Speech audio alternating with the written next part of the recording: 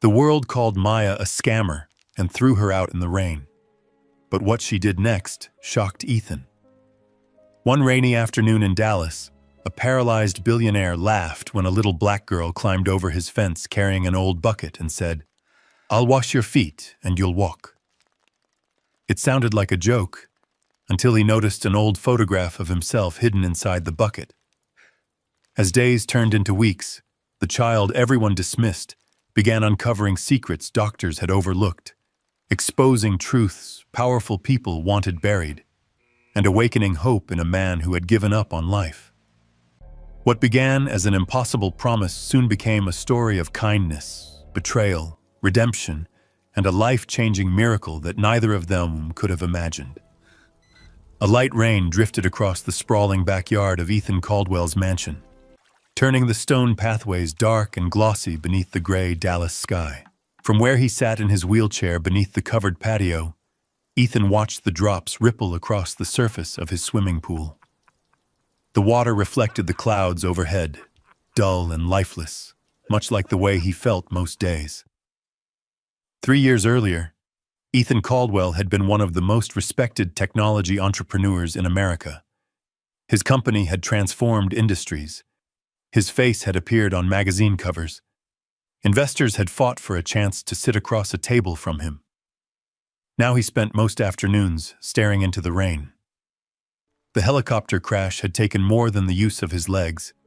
It had taken his marriage. It had taken his confidence. It had taken the future he once imagined. Doctors had called his condition permanent. Specialists from New York, Los Angeles, and Chicago had all reached the same conclusion. No recovery, no miracle, no second chance. At first, Ethan had fought.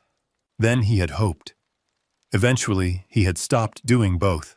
The automatic gate buzzed somewhere in the distance. A security vehicle rolled past the front driveway. Everything looked normal, until movement near the rear fence caught his eye. Ethan frowned. Someone was climbing over the wall.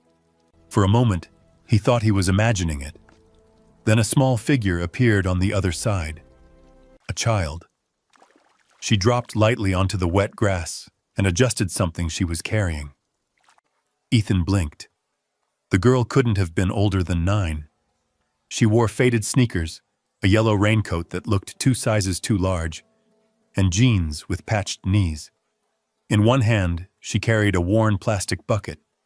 In the other was a folded white towel. "What in the world?" Ethan muttered. The girl looked around the massive backyard as if she had entered another planet. Then she spotted him. Instead of running away, she smiled. A calm, confident smile, the kind adults rarely carried. She started walking directly toward him. Ethan reached for the call button attached to his chair. Security would be here in seconds. Yet something about her stopped him. She wasn't afraid. She wasn't nervous. She wasn't acting like someone trespassing onto the property of a billionaire. She walked with purpose. When she reached the patio, rainwater dripped from the edge of her hood. She set the bucket down carefully. Then she looked directly into Ethan's eyes. "My name is Maya Brooks," she said. Ethan stared. The girl sounded polite, respectful, completely serious. "Do your parents know you're here?" he asked. She ignored the question. Instead, she unfolded the old towel and placed it neatly across her lap. Then she knelt on the wet stone floor. Ethan frowned harder. "What are you doing?" Maya took a slow breath. The rain seemed to quiet around them. For a brief moment, the entire world felt strangely still. Then she spoke. "I'll wash your feet," she said softly. Ethan raised an eyebrow. "And you'll walk," silence. For 1 second. 2. Then Ethan laughed. Not because it was funny, because it was impossible. The sound echoed beneath the patio roof. Maya didn't laugh. She didn't even smile. She simply waited. Ethan shook his head. "Kid, You have absolutely no idea who you're talking to. I know exactly who I'm talking to. Really? You're Ethan Caldwell, he smirked. Most people know that. You're lonely. The smile disappeared from his face. Maya continued. You stopped believing people when they tell you things can get better. Ethan felt an unexpected irritation rise inside him. Who told you that? My grandma. That answer only confused him more. Your grandmother knows me? Maya looked down at the bucket. Not exactly. The rain intensified. Thunder rumbled somewhere far away. Ethan studied the little girl. She didn't look dangerous. She didn't look manipulative. She looked like a child. A very poor child. Yet somehow she stood before him with the confidence of someone carrying a secret. Maya, Ethan said carefully, how did you even get in here? I climbed the fence. Why? Because I needed to see you. Security still hadn't arrived. That annoyed Ethan. Yet he hadn't pressed the emergency button either. Something kept him listening. Something he couldn't explain. Maya slowly reached into the bucket. You don't believe me? No, Ethan admitted. I know. Then why are you here? Because my grandma told me some people stop healing long before their bodies do. Ethan leaned back. His jaw tightened. 3 years. 3 years of doctors. 3 years of therapy. 3 years of hearing strangers tell him to stay positive. He was tired of all of it. You should go home, he said. Instead of leaving, Maya pulled something from the bucket. A photograph. Old, worn, slightly faded by time. She held it carefully. Ethan's eyes drifted toward it. At first he barely paid attention. Then he froze. The photograph slipped from Maya's fingers onto the stone floor. Ethan stared. His heartbeat suddenly quickened. Because the man standing in the photograph was him.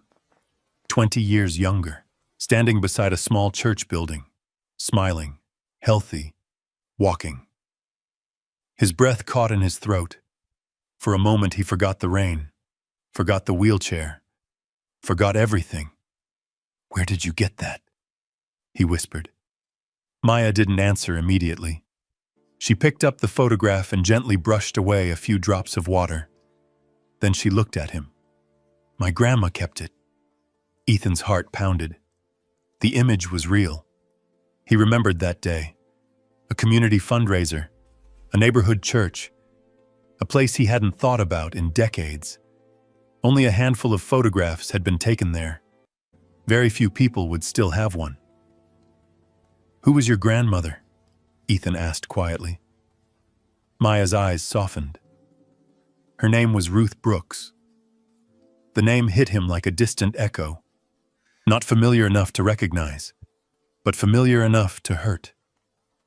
Somewhere deep inside his memory, a forgotten door had begun to open. And for the first time in years, Ethan Caldwell felt something he hadn't expected to feel. Curiosity. Maya placed the photograph back inside the bucket. Then she stood. Rain tapped against the roof overhead. The little girl smiled once more. Not because she had convinced him. Not because she had accomplished anything. But because she seemed certain this was only the beginning. I'll come back tomorrow, she said. Ethan stared at her. Why? Maya glanced toward the photograph, then back at him. Because my grandma spent 20 years waiting for me to find you. And before Ethan could ask another question, the little girl picked up her bucket, turned toward the rain, and walked away, leaving a billionaire frozen beneath the gray Dallas sky, and one impossible question echoing through his mind. How did a poor little girl from the other side of the city end up carrying a photograph he thought the world had forgotten? The answer was waiting, and it would change both of their lives forever. That night, Ethan Caldwell barely slept. Rain continued tapping against the tall windows of his mansion long after darkness settled over Dallas. The photograph sat on the desk in his study, beneath a pool of golden light from an antique lamp. He had looked at it at least 50 times. Every time the same questions returned. Who was Ruth Brooks? Why had she kept his photograph for 20 years? And why had she sent a little girl to find him now? Ethan leaned back in his leather chair and rubbed his temples. His legs remained motionless beneath the blanket draped over his wheelchair. 3 years. 3 years since the accident. 3 years since specialists had told him to accept reality. 3 years since hope became something he no longer trusted. Yet somehow a 9-year-old girl carrying an old bucket had managed to disrupt that certainty in less than 10 minutes. The grandfather clock in the hallway struck midnight. Still awake. Still thinking about Maya. Still hearing her voice. Your legs aren't dead. The words irritated him, and for reasons he couldn't explain, they also stayed with him. The next morning arrived under clear blue skies. Sunlight spilled across the city. From the 20-foot windows of his dining room, Ethan watched gardeners trim hedges while staff moved quietly through the house. Everything appeared normal, except his mind wasn't. At breakfast, he found himself staring toward the backyard fence. Waiting. The realization annoyed him. He wasn't waiting for anyone. Certainly not for a little girl who climbed walls and made impossible promises. Yet when noon passed and she still hadn't appeared, disappointment crept in unexpectedly. Ethan immediately pushed the feeling away. Ridiculous. Meanwhile, across the city, life looked very different. South Dallas carried a rhythm all its own. City buses groaned along cracked streets. The scent of fried food drifted from corner restaurants. Old neon signs buzzed above laundromats. Children rode bicycles through apartment complexes, where paint peeled from walls and broken basketball hoops leaned sideways above worn concrete. This was Maya Brooks's world. She lived in a small apartment building squeezed between a discount grocery store and a tire shop. The building was old. The elevator hadn't worked in years. The hallway lights flickered constantly. Yet somehow Maya always seemed to move through it, carrying more kindness than most people carried through mansions. She climbed the stairs to the 3rd floor, carrying 2 bags of groceries. One belonged to her. The other belonged to Mrs. Jenkins. Mrs. Jenkins was 82 years old and lived alone. Arthritis made walking painful. Every Tuesday and Friday, Maya carried her groceries upstairs. Nobody paid her. Nobody asked her. She simply did it. When she reached apartment 304, she knocked twice. The door opened slowly. "Maya, honey." Mrs. Jenkins smiled immediately. "You didn't have to do this again." "I know," Maya grinned, "but I wanted to." The older woman shook her head. "Your grandma would have been proud of you." For a brief moment, sadness crossed Maya's face. She missed hearing those words from Grandma Ruth herself. 6 months had passed since the funeral. 6 months since the apartment felt truly alive. Yet she still carried her grandmother everywhere she went, especially in the old notebook tucked inside her backpack. The notebook was worn and fragile. The corners were bent. Several pages were stained from years of use. Inside were notes, observations, drawings, and stories Grandma Ruth had collected while helping people throughout her life. Most adults dismissed it as nonsense. To Maya, it was treasure. After leaving Mrs. Jenkins's apartment, Maya headed toward the neighborhood community kitchen. The small building sat beside a church parking lot. Every afternoon, volunteers served meals to families struggling to get by. As soon as Maya entered, several people smiled, not because she was important, because she helped. Always, without being asked. "Morning, Maya," called Mr. Lewis from behind the serving counter. "Morning. Think you can wipe down tables?" She nodded immediately. 20 minutes later, she was cleaning tables, carrying trays, and helping elderly visitors find seats. At one point, she noticed a homeless man sitting alone near the back wall. His coat was torn. His shoes were falling apart. Most people walked past him without looking. Maya didn't. She carried over an extra bowl of soup. "Here." The man looked surprised. "Thank you." She smiled. "My grandma said nobody should eat alone." The man lowered his eyes.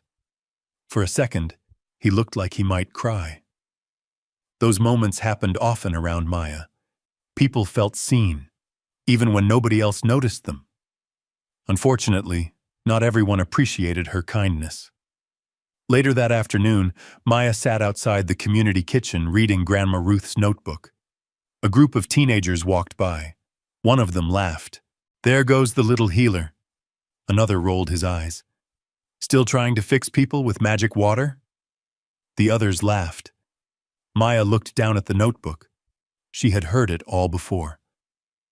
Weird girl, crazy girl, church girl, magic girl. The words still hurt. She simply didn't show it. One boy pointed toward the notebook. "You really think that old thing knows more than doctors?" Maya remained quiet. The teenagers eventually left. Their laughter echoed down the sidewalk. For several moments, Maya stared at the pages. Then she opened to a section written entirely in Grandma Ruth's handwriting.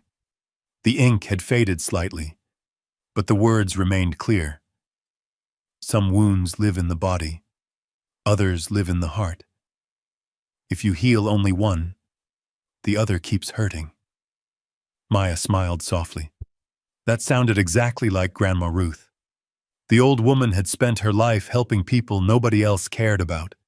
She never claimed to perform miracles. She simply listened. She cared. And sometimes that changed everything. As the afternoon sun lowered across Dallas, Maya turned another page. This page contained something different. A photograph had once been attached there. The edges of old tape remained visible. Beneath it, Grandma Ruth had written a name. Ethan Caldwell. Maya traced the letters gently. She remembered the first time she found that page. It had happened after the funeral, while sorting through Grandma Ruth's belongings. Most pages described patients, families, neighbors, church members. But Ethan's page was different. There were notes, questions, dates, and one sentence written near the bottom. "If anything ever happens to him, find him." Maya never understood why, until she saw Ethan's face on television. The moment she recognized him, she knew. Grandma Ruth had wanted her to find him, so she did. Simple as that. The sound of a city bus pulling up nearby snapped her back to the present. She closed the notebook, checked the time. 3 o'clock. A small smile appeared, because she had somewhere to be. Across the city, beyond the neighborhoods where nobody believed her, beyond the community kitchen, beyond the cracked sidewalks. At a mansion where a lonely billionaire sat staring at the world through a wheelchair. A man who didn't believe her either. Yet. Maya stood, picked up her old bucket, folded the white towel carefully, then started walking toward the bus stop. She didn't know exactly how she was going to help Ethan Caldwell. She only knew one thing. Grandma Ruth had trusted her, and that was enough.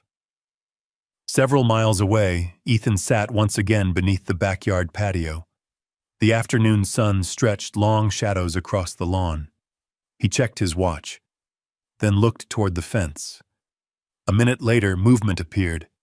A small figure in a yellow raincoat, carrying an old bucket, walking toward him with the same fearless smile. And this time, Ethan realized something that unsettled him more than anything she had said yesterday. He was actually glad she came back. But he still didn't know why. And neither of them realized that hidden inside Grandma Ruth's notebook was a secret capable of changing everything Ethan believed about his accident. A secret, waiting to be uncovered. A secret that would soon put powerful people in danger and place Maya directly in the middle of a fight she never saw coming. The late afternoon sun cast long golden shadows across Ethan Caldwell's backyard as Maya approached the patio carrying her bucket. This time, security noticed her. 2 guards immediately started moving toward the fence. "Sir, she's back," one of them said into his radio. Ethan looked up from the financial report resting on his lap. For a brief moment, he considered telling them to remove her. That would have been the simplest solution, the most logical one. The solution the old Ethan Caldwell would have chosen without hesitation. Instead, he surprised himself. "Let her through." The guards exchanged confused glances. "Sir? You heard me." The men stopped. Maya continued walking across the lawn. The bucket swung gently beside her. The same yellow raincoat. The same old towel. The same impossible confidence. She reached the patio and smiled. "Hi, Mr. Caldwell." Ethan folded the report. "You came back. You sound surprised." "I am." Maya set down the bucket. "I told you I would." Something about her certainty made Ethan shake his head. Most adults broke promises. Most business partners broke promises. Most friends disappeared when life became difficult. Yet this child treated her word like something sacred. She sat down on the edge of the patio. For several moments, neither spoke. Birds chirped in distant trees. The fountain bubbled quietly nearby. Finally, Ethan broke the silence. "What exactly did your grandmother tell you about me?" Maya looked thoughtful. "Not much." "Then why did she keep my picture?"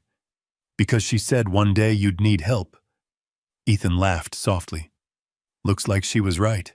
The words came out more bitter than he intended. Maya noticed. She always seemed to notice. "You're sad." Ethan looked away. "No." "Yes, you are." The blunt honesty caught him off guard. Children usually feared him. Employees certainly did. Board members chose every word carefully around him. Nobody simply looked him in the eye and said what they thought. Nobody except Maya. "I'm fine," he replied. "No, you're not." The certainty in her voice irritated him. "You're very confident for a 9-year-old. My grandma said people usually get angry when someone tells the truth." That almost made Ethan smile. Almost. Before the accident, people called him confident, visionary, relentless. Now most days he simply felt tired. Very tired. The kind of exhaustion sleep couldn't fix. Maya opened the bucket. Inside were several folded cloths, a small bottle, a few dried leaves, the old photograph, and Grandma Ruth's notebook. Ethan's eyes lingered on the notebook. "You carry that everywhere?" "Every day. What if you lose it?" Maya immediately hugged it closer. "I won't." There was something protective in her voice, something emotional. Ethan recognized it, because he used to feel the same way about certain things, before life changed, before everything fell apart. The thought pulled him backward. 3 years, back to the afternoon that destroyed everything. The helicopter had been returning from Austin. A routine trip, a quick meeting. Nothing unusual. Then bad weather arrived. Suddenly, violently. Minutes later, Ethan's world became twisted metal, shattered glass, and months of hospitals. When he finally woke up, doctors delivered the news. His spinal injury was severe. Recovery was unlikely. The word unlikely eventually became impossible, then permanent. Eventually, everyone stopped discussing recovery altogether, including Ethan. He remembered the day his wife left, not because she didn't love him, because she couldn't watch him disappear. The man she married had been energetic, driven, passionate. After the accident, he became distant, angry, hopeless. She lasted nearly 2 years before moving out. His son Daniel blamed everyone. The doctors, the company, the lawyers, even Ethan himself. Now they barely spoke. Sometimes weeks passed without a phone call. The mansion became quiet. Too quiet. Staff moved carefully around him. Visitors became rare. Conversations became shorter. One by one, people drifted away. Only the money remained. Money filled rooms. Money paid doctors. Money bought wheelchairs. Money maintained mansions. But it couldn't fill silence. And there was a lot of silence. Maya's voice interrupted the memory. "What are you thinking about?" Ethan blinked. He hadn't realized he had drifted away. "Nothing. My grandma used to say people only stare like that when they're remembering something painful." He looked at her. "You know, for someone who's 9, you talk like you're 90. She smiled. "My grandma talked enough for both of us." That answer made him chuckle, a genuine chuckle. The first one in days, maybe weeks. Maya noticed. Her eyes brightened. "There it is? There what is?" A smile. Ethan rolled his eyes. "Don't get excited. You forgot how to do it." "No, I didn't." "Yes, you did." Again with the certainty. Again with the honesty. Yet strangely, he didn't mind.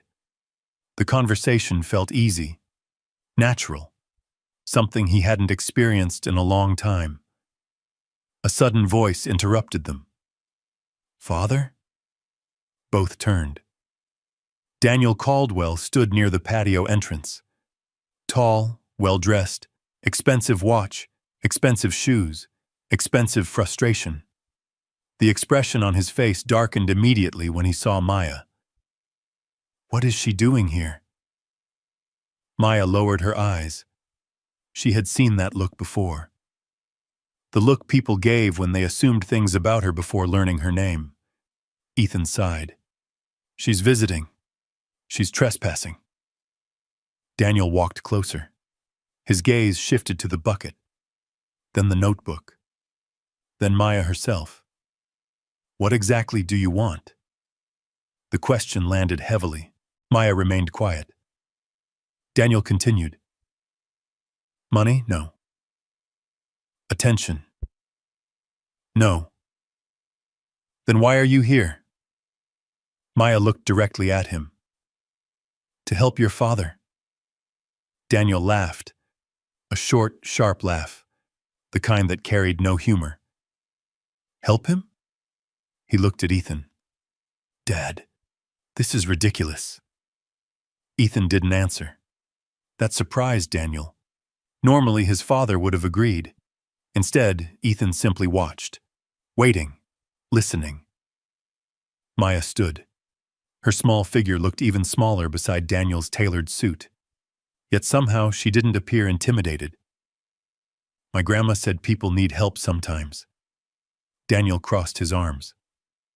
"My father has the best doctors in America." "Maybe." Daniel's jaw tightened. "But he's still sad." The words struck harder than Maya intended. Silence filled the patio. Daniel glanced toward Ethan. For a moment, guilt flashed across his face. Then it disappeared. "You're a child." "Yes." "You don't know anything about our lives." "No." "Then stop pretending you do." The cruelty wasn't extreme, but it was enough. Enough to make Maya look down. Enough to remind her she didn't belong here. Enough to reopen wounds she knew well. Poor neighborhood. Second-hand clothes. No parents. No money. People often saw those things before they saw her. Daniel turned back toward Ethan. "Dad, this needs to stop." Ethan's expression hardened. "Leave it alone." Daniel looked stunned. What? I said leave it alone. The words carried the authority that once controlled billion-dollar deals. For the first time, Daniel stepped back. Maya quietly picked up her bucket. I should go, no, Ethan said. She hesitated. Daniel stared at his father. Dad, enough. The single word ended the argument. Daniel shook his head, then walked back into the mansion. The patio fell silent again. Maya sat down slowly. Her smile was gone. Ethan noticed. Don't mind him. It's okay. It isn't. She shrugged. I'm used to it. The answer hurt more than Ethan expected. Used to it. A 9-year-old should never have to say that. Not about being judged. Not about being dismissed. Not about feeling unwanted. Yet she said it so casually, as if it were normal. Ethan stared across the lawn. For the first time in years, something inside him shifted, very slightly. He knew what it felt like to be overlooked, to become invisible. Maybe not in the same way, but enough to understand. The afternoon sun drifted lower. Golden light spilled across the grass.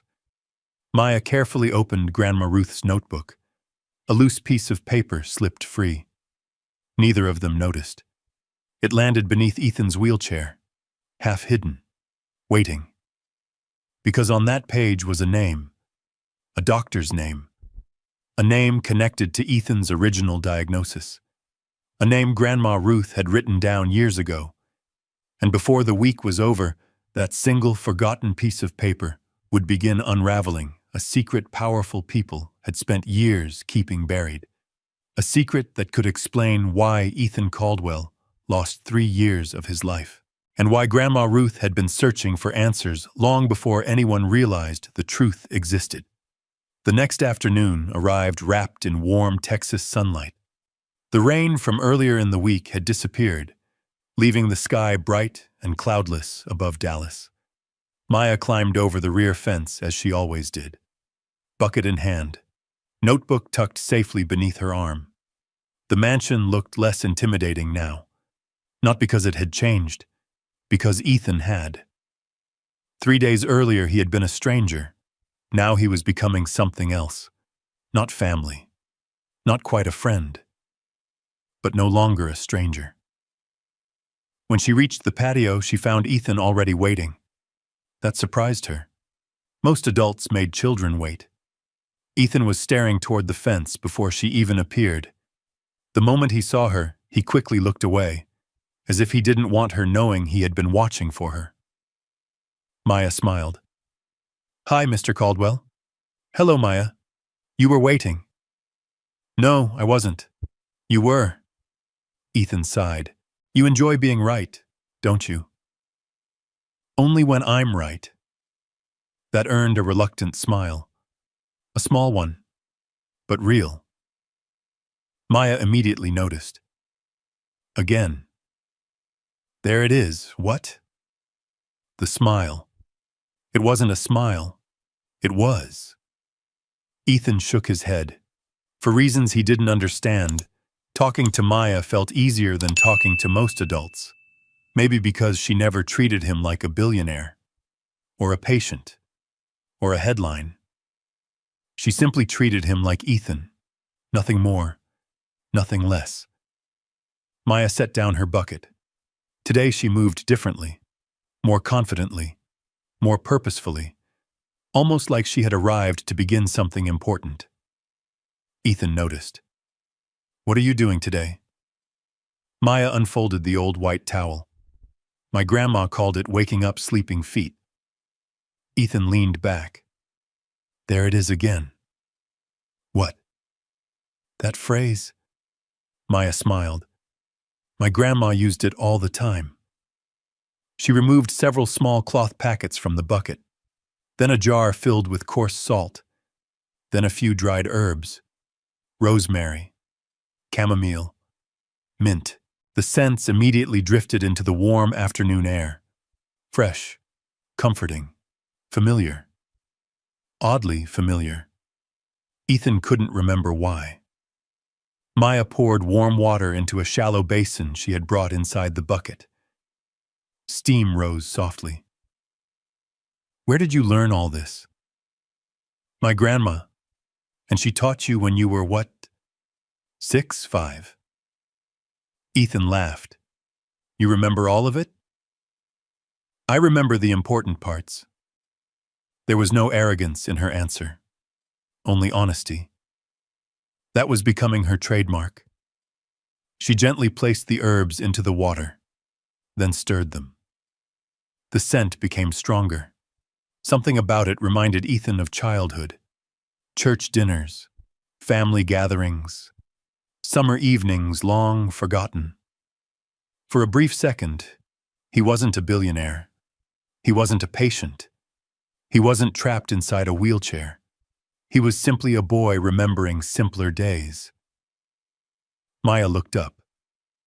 "You remembered something." Ethan stared. "How do you keep doing that?" "Doing what?" "Knowing. My grandma said people talk even when they don't use words." Ethan had no response. Maybe because part of him feared she was right. Maya rolled the basin closer. "Can I?" Ethan looked down at his motionless legs. 3 years. 3 years since anyone touched them outside a hospital. Physical therapists had, doctors had, specialists had. But that felt different. Clinical, mechanical.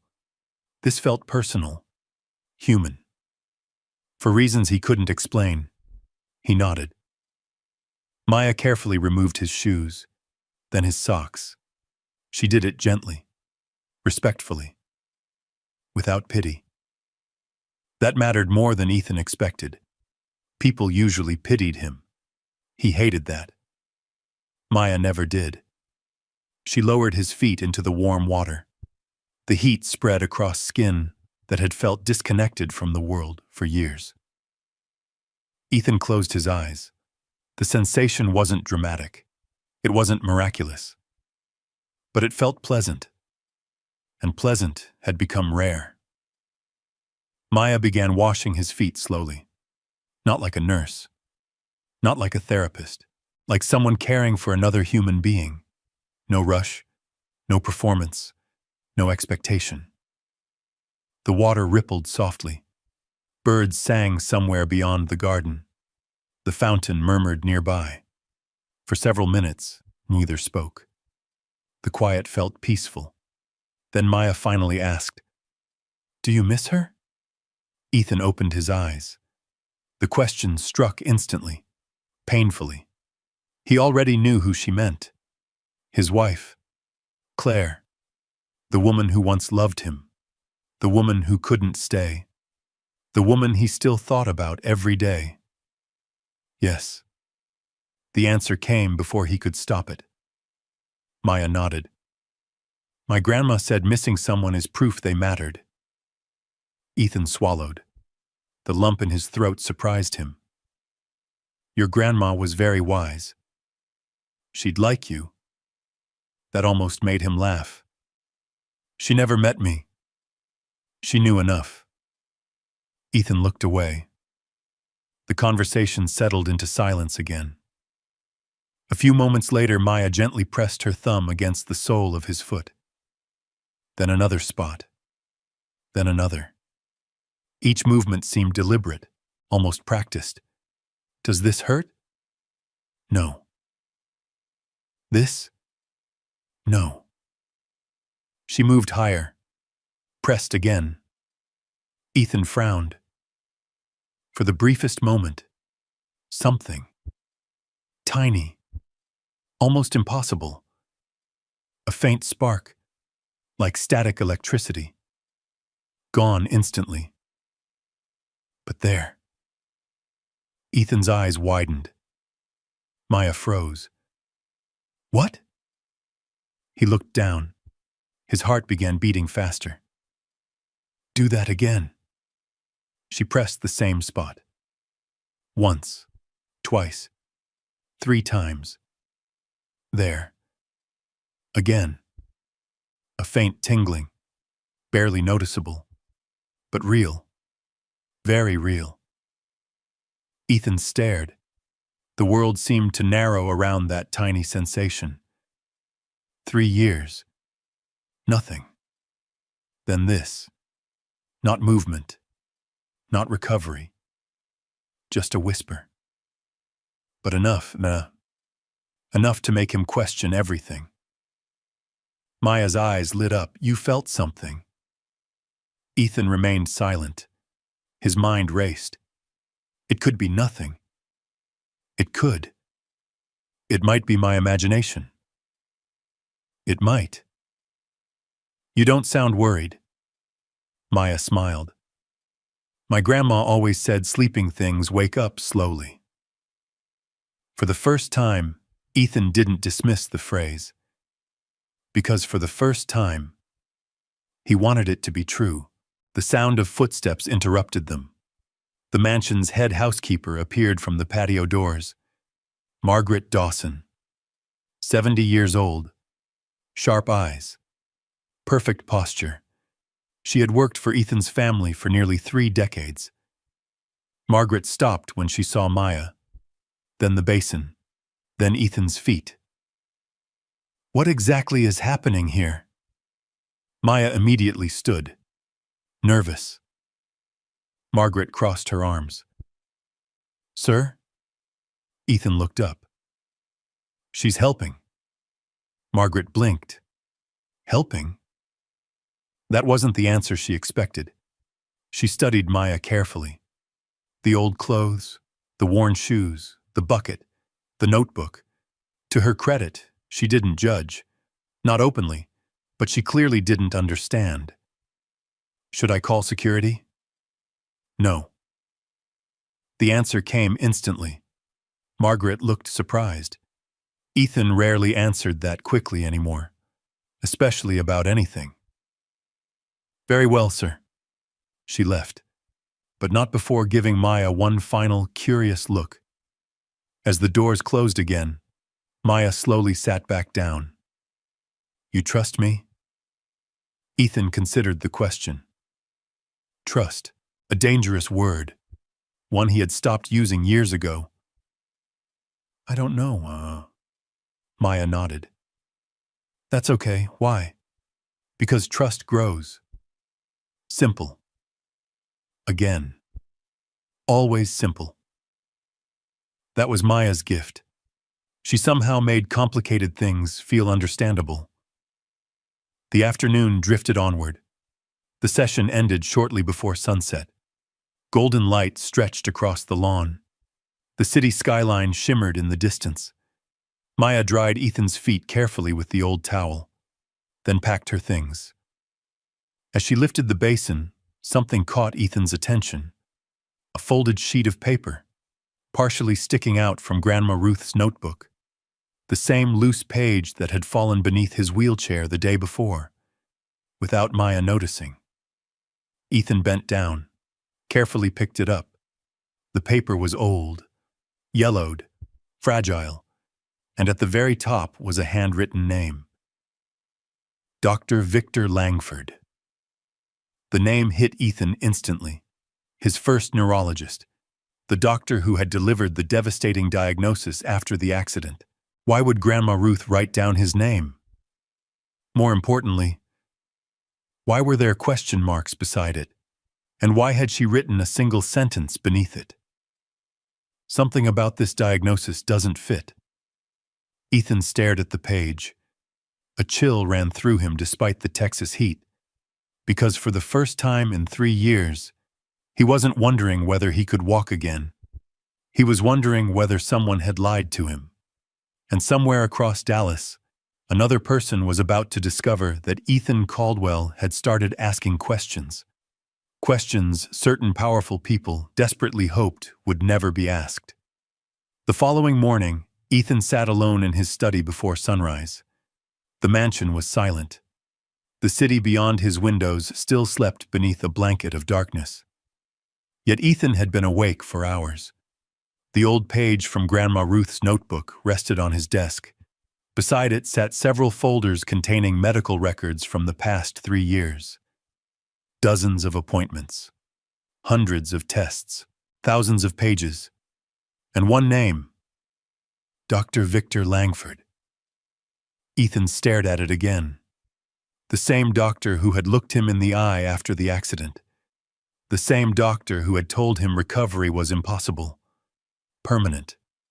Final. Over. At the time, Ethan had believed him. Everyone had. Now he wasn't so sure.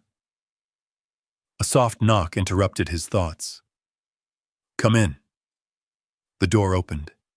His attorney, Charles Whitmore, stepped inside. Charles had worked for Ethan nearly 15 years. Sharp suit, sharp mind, sharp instincts. The kind of man who noticed trouble before it arrived. Unfortunately, trouble had already arrived, and her name was Maya Brooks. Charles took one look at the page on Ethan's desk. "What are you doing?" Ethan leaned back. "Reviewing old records." Charles frowned. "Why?" "Because I have questions." "About?" Ethan slid the paper across the desk. Charles read it. His expression changed instantly. A tiny reaction, barely visible. But Ethan caught it. The former billionaire hadn't built an empire by missing details. "You recognize it?" Charles carefully set the page down. "It's nothing. That's not what your face says."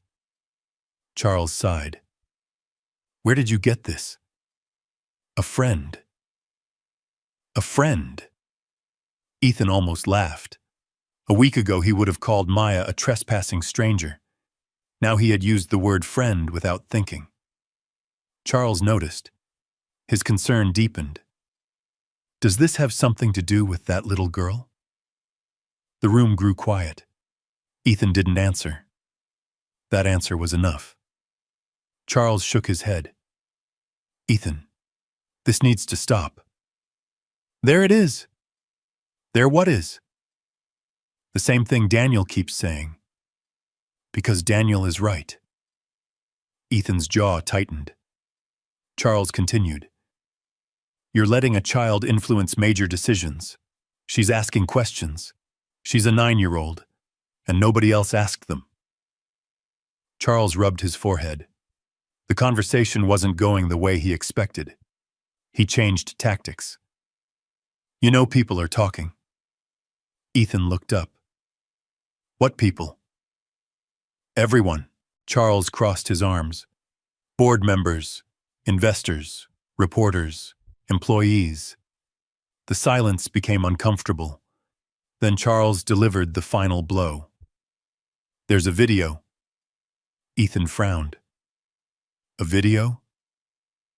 Charles opened his phone, tapped the screen, turned it around. Ethan stared.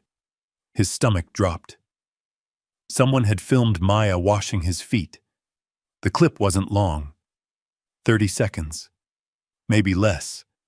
Yet somehow it looked far worse than reality. A billionaire in a wheelchair. A poor little girl kneeling before him. A bucket. Herbs. Water. The footage ended with Maya smiling. The internet had done the rest. Millions of views. Thousands of comments. Some mocked Ethan. Others mocked Maya. Many mocked both. The headlines were even worse. "Billionaire trusts street child over doctor's tech." "Mogul turns to folk healing." Has Ethan Caldwell lost his mind? Ethan felt anger rise inside him. Not because people were mocking him, because they were mocking Maya. A child. A kind child. One who had never asked for anything. Charles carefully studied his reaction. "This is becoming a problem." "For who? For everyone?" Ethan looked away. The answer told him everything. This wasn't about protecting him. This was about protecting reputations. protecting appearances, protecting the image people preferred, the image of a powerful man who accepted defeat quietly, not one who started asking uncomfortable questions. Meanwhile, several miles away, Maya had no idea any of this was happening. She spent her afternoon exactly the way she spent most afternoons, helping. The community kitchen bustled with activity. Volunteers moved between tables. Children laughed. Pots clattered. The smell of soup filled the air. Maya carried trays between tables and helped an elderly veteran find a seat. Then she swept the floor. Then she helped unload donated groceries. Nobody paid her. Nobody had to ask. That was simply Maya. Near sunset, she finally sat down outside with a sandwich and a bottle of water. Mr. Lewis stepped outside and joined her. The old volunteer looked troubled. Maya. Yes? You've been online recently? She laughed. We can't afford internet. Good point. He hesitated, then handed her his phone. Maya looked. The video appeared instantly. Her smile vanished. She watched herself, watched the comments, the jokes, the insults, the assumptions. Little scammer, attention seeker, future con artist, using a disabled man for fame. Maya's eyes lowered. Mr. Lewis immediately regretted showing her. I'm sorry. She handed the phone back. It's okay. But it wasn't, and they both knew it. For several seconds, neither spoke. Traffic rolled by nearby. A city bus hissed to a stop. Neon lights flickered to life across the street. Finally, Mr. Lewis said quietly, People can be cruel. Maya nodded. My grandma said people are usually afraid of things they don't understand. Your grandma sounds smart. She was. Her voice cracked slightly. Just enough. The pain never truly left. The loss never truly disappeared. Maya stood, picked up her bucket. It's time. Time for what? Mr. Caldwell. Despite everything, despite the comments, despite the ridicule, despite the humiliation, she was still going, because helping Ethan had never been about attention. Across Dallas, Ethan was waiting. Again. The moment Maya entered the backyard, he noticed something was wrong. Her smile looked smaller, her shoulders lower. Even the way she walked seemed heavier. What happened? Maya forced a shrug. Nothing. Ethan didn't believe her. Neither did she. He held up his phone. I saw the video. That stopped her. Silence stretched between them. Finally, Maya sat down. I didn't know, I know. They think I'm lying, I know. They think I want money. Ethan's jaw tightened. I know. The words hung in the air. Painful. Unfair. True. Maya stared at the ground. For the first time since they'd met, she looked like what she actually was. A little girl. A little girl carrying far too much. They laughed at Grandma, too. Ethan looked over. What do you mean? When she helped people. Maya smiled sadly. Some people called her crazy. The statement hit Ethan harder than expected, because suddenly he understood. This wasn't new for Maya. Being judged, being underestimated, being dismissed. It was her normal, and somehow she kept helping anyway. The realization left him speechless. Just then, the patio doors burst open. Daniel stormed outside, phone in hand, fury written across his face. Dad, this has gone far enough. Maya immediately stiffened. Daniel pointed at the screen. Do you have any idea what's happening? Yes. Our stock dropped almost 3% today. Ethan blinked. That's what you're worried about? Of course I'm worried. Daniel's voice rose. The board is worried. The media is watching. Everyone thinks you've lost control. Maya quietly lowered her eyes. Daniel noticed, and somehow became even angrier. Look at this. He held the phone toward her. More comments, more ridicule, more cruelty. You see what this is causing? Maya stood slowly. I should leave. No. The word came from Ethan. Firm, immediate. Daniel stared. Dad. No. Ethan's voice carried a force Daniel hadn't heard in years. The force that once commanded boardrooms. The force that built an empire. For the first time, Daniel looked uncertain. Ethan turned toward Maya. Sit down. She hesitated, then obeyed. Daniel shook his head. You're choosing her over your own family? The accusation lingered. Heavy, dangerous. Ethan's expression hardened. No. He paused. I'm choosing kindness over fear. Silence. Absolute silence. Daniel looked stunned. So did Maya. For a moment, nobody moved. Nobody spoke. Finally, Daniel turned and walked back into the mansion. The patio door slammed behind him. The sound echoed across the backyard. Maya stared after him. He hates me. No. Ethan sighed. He's scared. Of me? Of losing me? That answer changed everything. The anger disappeared from Maya's face. Only sadness remained. Because suddenly she understood. Daniel wasn't protecting money. He was protecting his father. The wrong way. But still protecting him. The sun began setting. Golden light painted the sky. Maya quietly packed her bucket. Before leaving, she placed the old white towel beside Ethan's chair.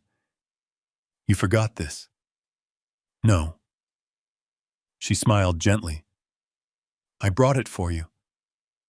Ethan frowned. Why? Because everybody needs something clean to hold on to when the world gets messy. The answer stayed with him long after she disappeared beyond the fence. That night, the video spread even further. More reporters called. More investors complained. More board members panicked. The whole world seemed determined to laugh. But while millions focused on a little girl carrying an old bucket, nobody noticed something far more important. Someone had begun deleting records connected to Dr. Victor Langford. Someone was cleaning up old files. Someone was afraid. And fear only appears when the truth is getting close. The next day felt different.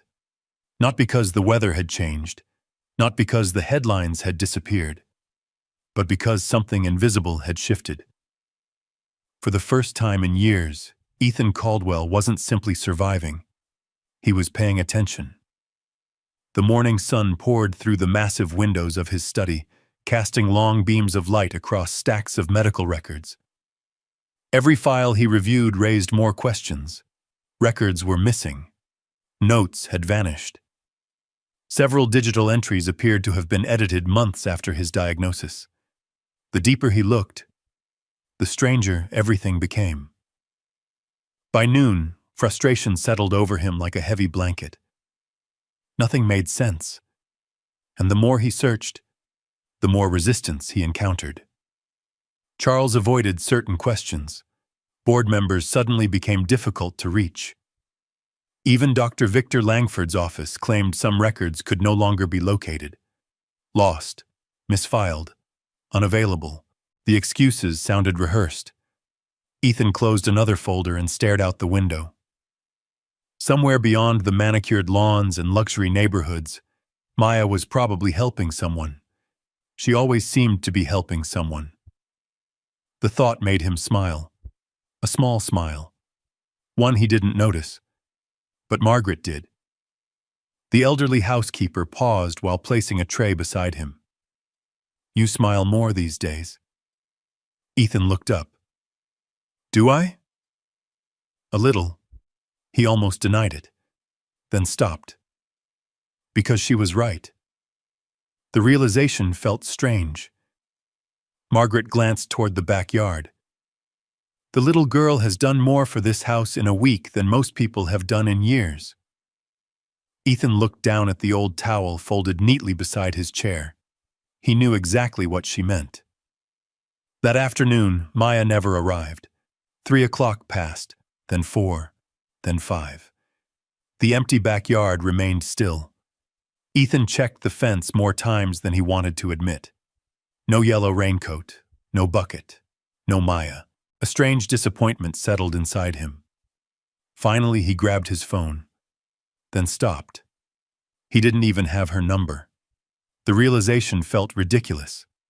A billionaire with access to nearly anyone in the world, and he couldn't contact one 9-year-old girl. As evening approached, Ethan found himself restless. By sunset, he made a decision. "Get the SUV ready." The driver blinked. "Sir?" "I want to go out." The request surprised everyone. Ethan rarely left the property unless absolutely necessary. Yet 30 minutes later, the black SUV rolled through downtown Dallas. Neon lights flickered against wet pavement. Restaurants buzzed with evening crowds. Traffic hummed through the city. The farther they drove from Ethan's neighborhood, the more the city changed. Luxury storefronts became pawnshops. High-rise buildings became apartment complexes. Bright office towers gave way to aging brick buildings and crowded bus stops. Ethan stared through the window. This was Maya's world, a world most people like him rarely visited. Eventually, the vehicle stopped near the community kitchen. The building was closing. Volunteers stacked chairs inside. The parking lot sat mostly empty. Ethan lowered the window. A familiar voice drifted through the evening air. He turned. And there she was. Not at home. Not playing. Not resting. Working. Maya stood beside an elderly homeless man near a bus shelter. The old man sat on a bench, wincing as he removed one worn shoe. Without hesitation, Maya knelt, the same way she knelt beside Ethan, the same patience, the same gentleness, the same kindness. She opened her bucket, pulled out a clean cloth, then carefully wrapped the man's injured foot. The old man looked embarrassed. "You don't have to do this." "I know." Her answer was immediate, simple, familiar. "But I want to." The old man's eyes filled with tears. Maya continued working, never looking around, never checking who was watching, never expecting anything. No cameras, no audience, no reward, only kindness, pure and uncomplicated. For several moments, Ethan simply stared. Something tightened in his chest, not sadness, not guilt, something deeper. The realization that Maya treated a homeless stranger exactly the same way she treated a billionaire, because status meant nothing to her. Money meant nothing to her. People mattered. Only people. The old man reached into his pocket and pulled out a few crumpled bills. "Please." Maya shook her head. "No." "You helped me. My grandma said helping isn't something you sell." The old man lowered the money. "You remind me of someone." Maya smiled. "I get that a lot," then couldn't stop watching. Every cynical belief he carried seemed weaker tonight. For years, he'd assumed kindness always came with conditions. Business taught him that. Life reinforced it. Everything had a price. Everything came with expectations. Everything demanded something in return. Except Maya. She helped because helping felt right. Nothing more.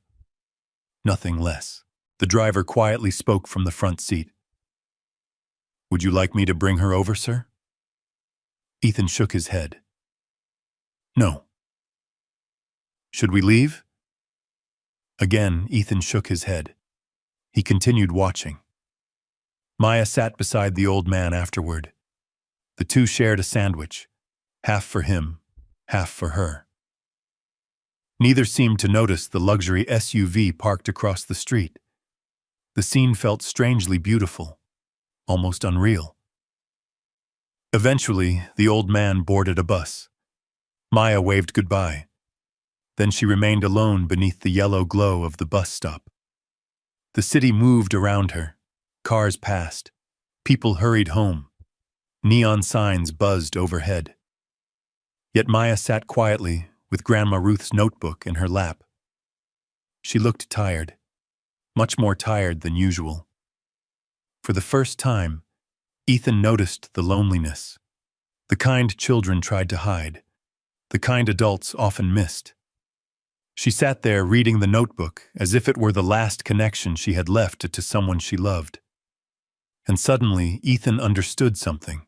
Maya wasn't helping people because she was strong. She was helping people because she knew what it felt like to hurt. The realization struck him harder than any medical report. For years, he had been surrounded by professionals trying to fix his body. Yet a little girl carrying grief inside her heart had somehow begun healing something much deeper: his spirit. The thought lingered as Maya finally stood. She carefully packed away the notebook, then started walking home alone. No parent waiting, no car, no one coming to get her. Just a little girl carrying a bucket through the evening streets of Dallas. Ethan watched until she disappeared around the corner. Only then did he speak. "Take me home." The SUV pulled away, but the image stayed with him. A child helping strangers in the dark, expecting nothing. As the vehicle crossed the city, Ethan stared out the window. For the first time since the accident, he wasn't thinking about himself. He was thinking about Maya, about her grandmother, about the notebook, about the mysterious warning written beside Dr. Langford's name, and about a question that suddenly felt impossible to ignore. Why had Grandma Ruth been investigating his diagnosis years before Maya ever met him? Back at the mansion, another surprise was waiting. Margaret handed him a sealed envelope that had arrived by courier. No return address. No sender. Nothing. Inside was a single photocopied document, an insurance memo, dated 3 years earlier. Across the top was a sentence highlighted in yellow. Claim costs reduced if recovery possibility is classified as 0. Beneath the sentence appeared several signatures, including one name Ethan recognized instantly: Dr. Victor Langford. Ethan's blood ran cold. Because suddenly, this wasn't just about a mistake anymore. It looked very much like someone had wanted him to believe he would never walk again. And somewhere in Dallas, someone had just taken the first real step toward exposing the truth. Ethan barely slept that night. The insurance memo remained on his desk long after midnight. The highlighted sentence seemed to glow beneath the lamp. Claim costs reduced. If recovery possibility is classified as 0. He read it again. Then again. Every time the same question returned. Why? Why would anyone want to erase even the smallest possibility of recovery? Money. The answer was obvious. Money had motivated people to do worse things than this. Yet somehow that realization felt colder than anything he had experienced since the accident.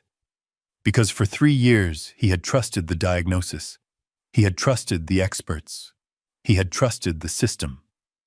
And now that trust was beginning to crack. By sunrise, Ethan had made a decision. He would get answers. Not next month. Not next year. Now.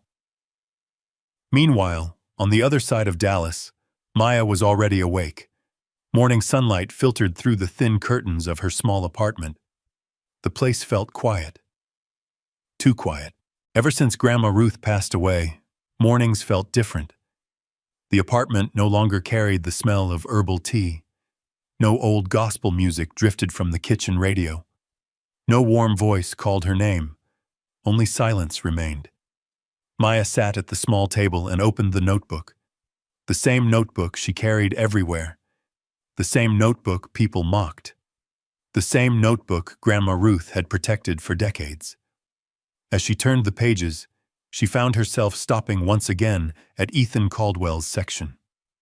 Several pages were filled with observations. Dates, names, questions. Most of it made little sense to a 9-year-old. But one thing stood out. Again. The repeated appearance of Dr. Victor Langford's name. Grandma Ruth had written it multiple times, sometimes underlined, sometimes circled, sometimes followed by question marks. Maya frowned. Something about it bothered her. She couldn't explain why. Only that Grandma Ruth rarely wrote the same name more than once unless it mattered. Very much. A knock interrupted her thoughts. Mrs. Jenkins stood outside the apartment carrying a casserole dish. "I made too much food again." Maya smiled. The older woman always claimed she cooked too much. The truth was she worried about Maya eating alone. "Thank you." Mrs. Jenkins stepped inside. Her eyes immediately found the notebook. "Still reading that thing?" Maya nodded. I think Grandma was trying to tell me something." The old woman sat down slowly. "What kind of something?" Maya hesitated, then told her about Ethan, about the photograph, about the notebook, about the doctor. Mrs. Jenkins listened carefully. When Maya finished, the old woman remained quiet for several seconds. Then she said something unexpected. "Your grandmother never trusted that doctor." Maya froze. "What?" Mrs. Jenkins nodded. "I remember." "You do?" "Years ago." The old woman stared toward the window, remembering. Ruth used to visit a rehabilitation center where some of Ethan Caldwell's former employees volunteered. Maya listened closely. One day she came home upset. Why? Because she thought something didn't add up. A chill ran through Maya. The exact same words written inside the notebook. "Something doesn't fit," Mrs. Jenkins continued. "She never told me details, but she kept asking questions." "What questions?" "The kind powerful people don't like." The room suddenly felt smaller. Maya looked back at the notebook. For the first time, she realized Grandma Ruth hadn't simply collected stories. She had been investigating something. Something important. Something unfinished. That afternoon, Maya headed to Ethan's mansion carrying more questions than answers. The city seemed louder than usual. Buses hissed at corners. Traffic lights blinked. Sirens echoed somewhere downtown. Everything felt normal. Yet Maya couldn't shake the feeling that something bigger was happening. When she reached the mansion, Ethan was already waiting. Not outside. Inside. In the study. Medical records covered every surface. Folders. Documents. Printed emails. Notes. The room looked more like a detective's office than a billionaire's home. Maya stepped inside. Wow. Ethan looked up.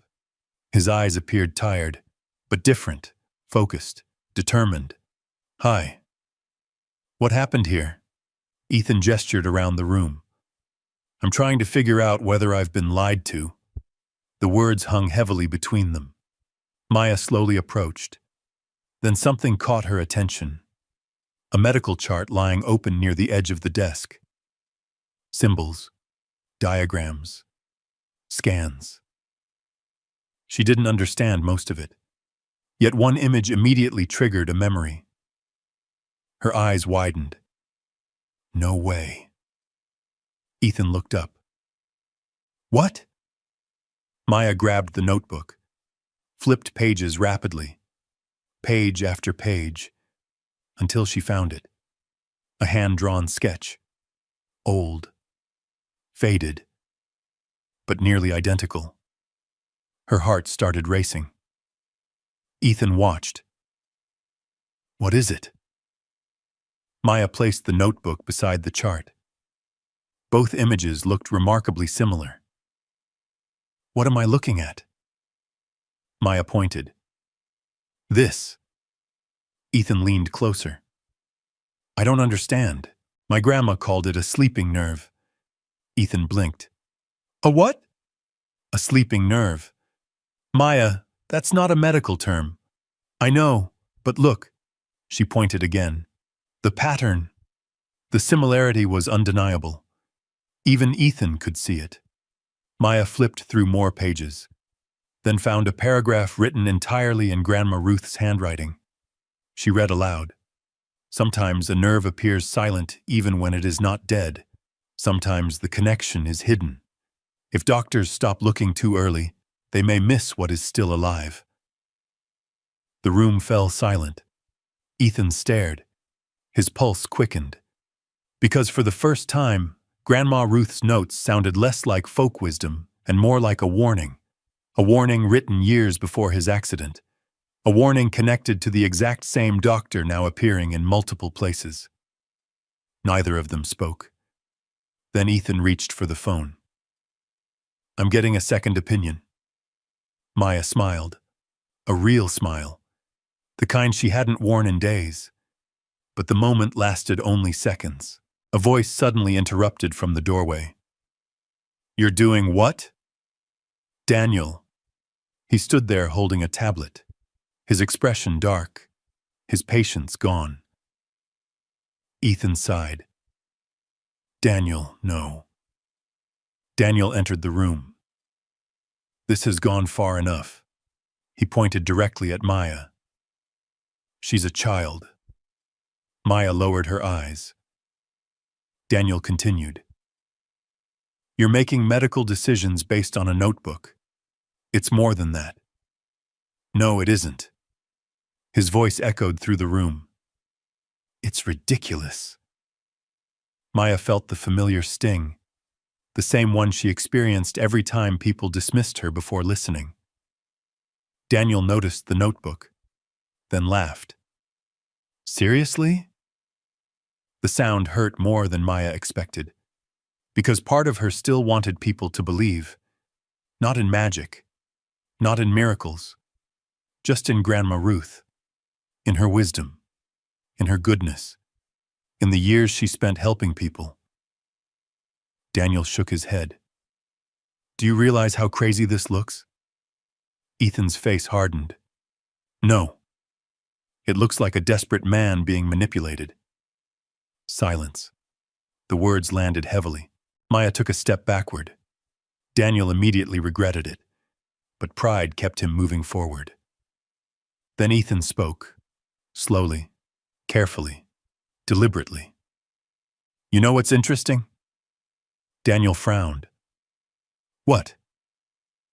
For 3 years, nobody questioned the diagnosis.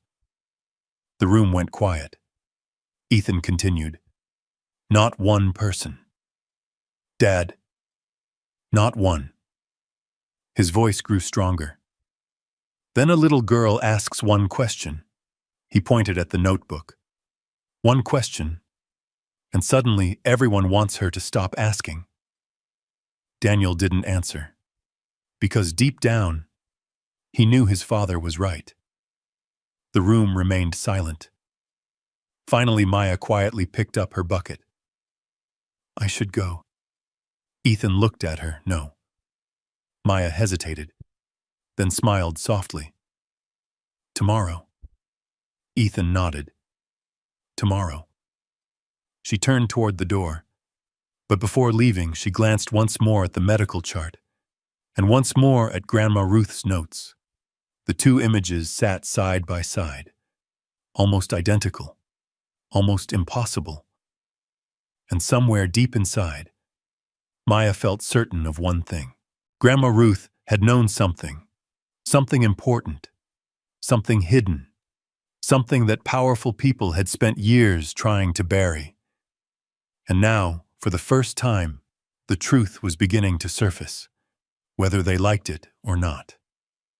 3 days later, Ethan Caldwell sat inside one of the most respected neurological clinics in Texas. Rain tapped softly against the windows. The waiting room smelled faintly of coffee and antiseptic. Patients flipped through magazines. Televisions murmured quietly overhead. But Ethan noticed none of it. His attention remained fixed on the folder resting in his lap. Inside were copies of old scans, medical reports, insurance documents, and several pages from Grandma Ruth's notebook. Across from him sat Maya. Her bucket rested beside her chair. The old notebook remained tucked beneath her arm. She looked small in the enormous room, yet somehow she seemed completely unafraid. "You nervous?" Ethan asked. "A little. Me too." That surprised her. "Billionaires get nervous?" "More often than you'd think." Maya smiled. The clinic door opened. A woman in her early 50s stepped into the waiting room. Confident, professional, warm eyes. "Mr. Caldwell?" Ethan looked up. "I'm Dr. Samantha Reeves."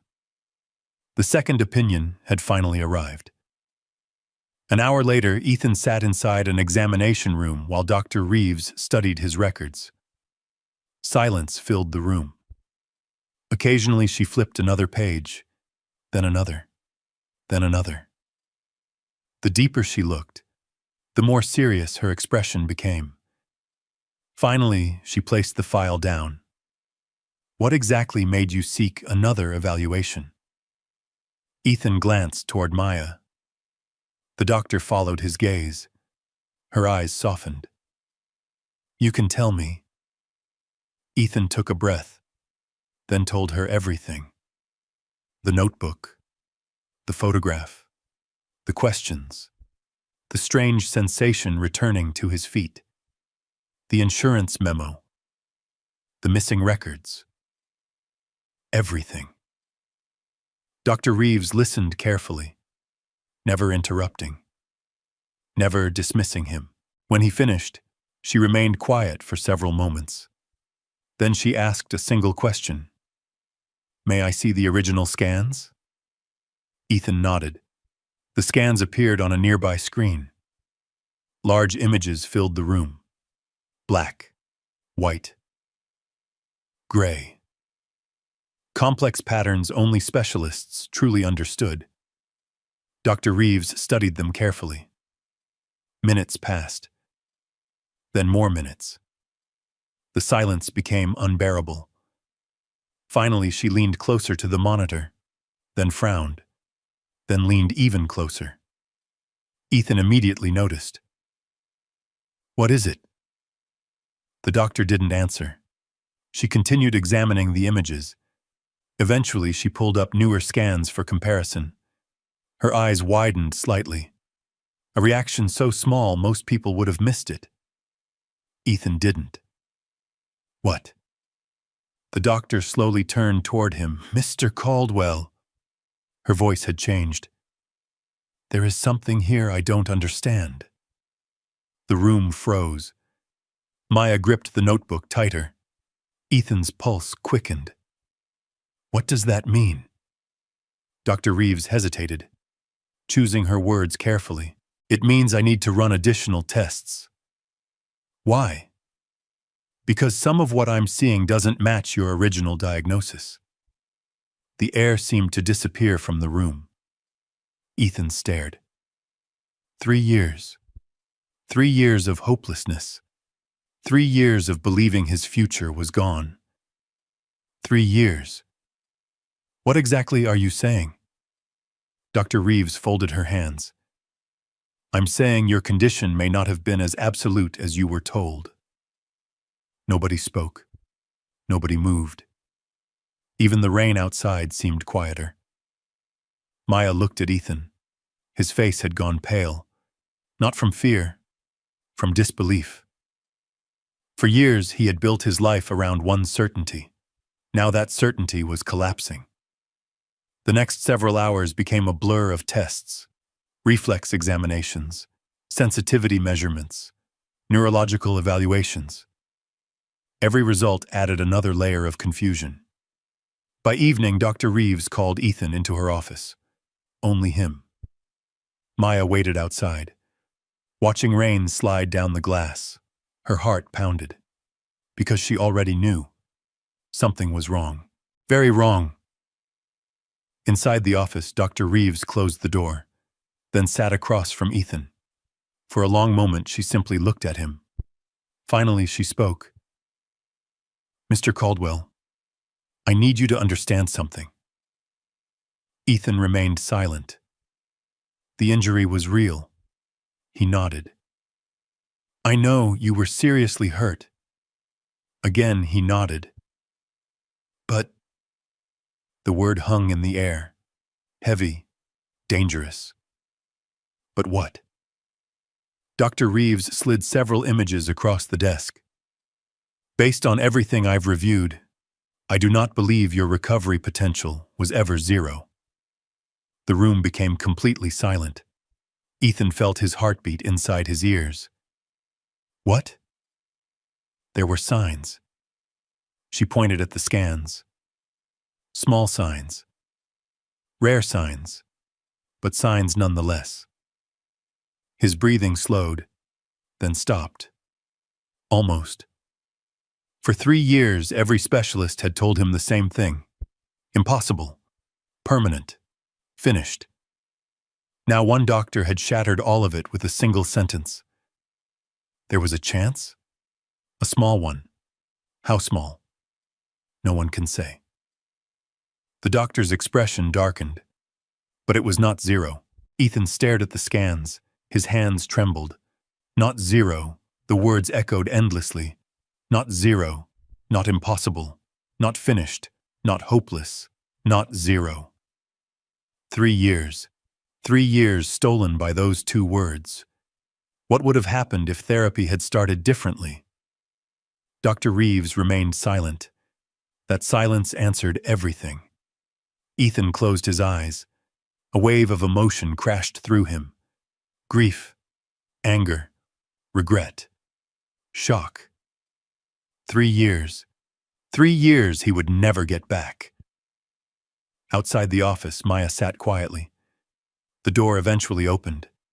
Ethan emerged. His face looked different. She immediately stood. What happened? For several seconds he couldn't speak. Then finally he whispered, "You were right." Maya blinked. "What? You—" His voice cracked. "You and your grandma."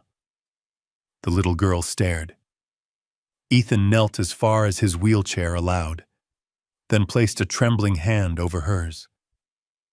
The door was never completely closed. Maya didn't fully understand, but she understood enough, and for the first time since meeting Ethan, tears appeared in his eyes. Not tears of defeat, not tears of hopelessness. Something else.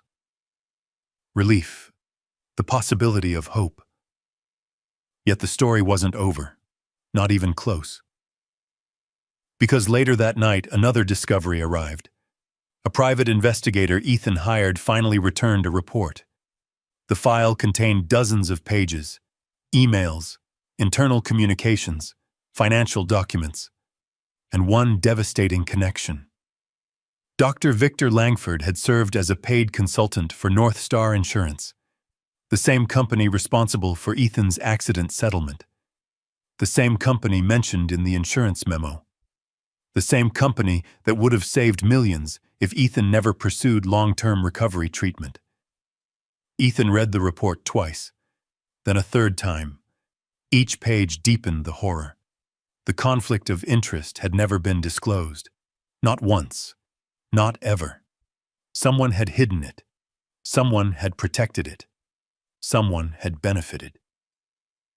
The next morning, national news exploded. Not because Ethan spoke publicly, because someone leaked documents, anonymous sources, internal records, Questions, doubts. Suddenly, reporters were investigating. Law firms were calling. Board members were panicking.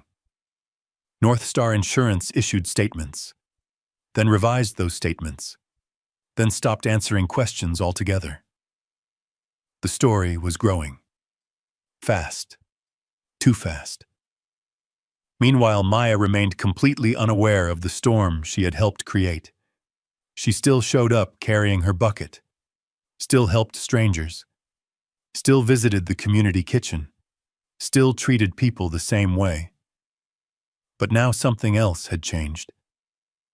When she arrived at Ethan's mansion that afternoon, he was waiting in the garden. The moment she approached, he lifted one hand. "Watch." Maya froze. Ethan closed his eyes, focused, concentrated. Then, his big toe moved, barely, almost invisible, yet undeniably real. Maya gasped. The bucket nearly slipped from her hands. Again, the toe moved, tiny, weak, but real. Ethan stared at his foot, almost afraid to believe it. For several seconds, neither spoke. Then Maya smiled. The biggest smile yet. "I told you." Ethan laughed. The sound echoed across the yard. For the first time in years, it sounded alive. But while celebration filled the garden, across Dallas, several very nervous executives sat inside a boardroom staring at the same news reports, and one of them finally asked the question everyone feared. Who found the girl? Because they were beginning to realize something terrifying. The biggest threat to their secret wasn't a billionaire. It wasn't a lawyer. It wasn't a doctor. It was a little black girl carrying an old bucket and a dead grandmother's notebook. And she had just changed everything. For the first time in 3 years, Ethan Caldwell woke up excited. The feeling was so unfamiliar that it took him several minutes to recognize it. Morning sunlight streamed through the tall windows of his bedroom. The Dallas skyline shimmered in the distance. Birds chirped outside. And Ethan was smiling. Actually smiling. Not because the scandal surrounding North Star Insurance was growing. Not because lawyers were suddenly calling. Not because reporters had begun digging into Dr. Victor Langford's history. None of that mattered this morning. What mattered was one tiny movement. One toe. One signal. One undeniable reminder that hope was no longer a fantasy. It was real. His physical therapy sessions intensified immediately. Dr. Reeves assembled a specialized rehabilitation team. Exercises became longer, harder, more exhausting. Every muscle felt like it was waking from a 3-year sleep. Some days Ethan hated it. Some days he wanted to quit. But every afternoon, Maya arrived carrying her bucket, and somehow she always knew exactly what to say. "Your feet are grumpy today." Ethan laughed. "They're not grumpy. They are. No, they're not. They are." The old familiar argument made both of them smile. The therapists often paused to watch, not because of Maya's techniques, because of her effect. Nobody had seen Ethan like this before. More importantly, neither had Ethan. Weeks passed. The media storm surrounding the insurance company continued to grow. Investigations expanded. Former employees came forward. Whistleblowers appeared. Questions multiplied. Meanwhile, Ethan focused on something far more important: learning to stand again. The first attempt happened inside a private rehabilitation room. Floor-to-ceiling windows overlooked downtown Dallas. The room smelled faintly of disinfectant and fresh coffee. Parallel bars stretched across the center. Maya stood nearby. Dr. Reeves watched carefully. 2 therapists positioned themselves on either sit-down.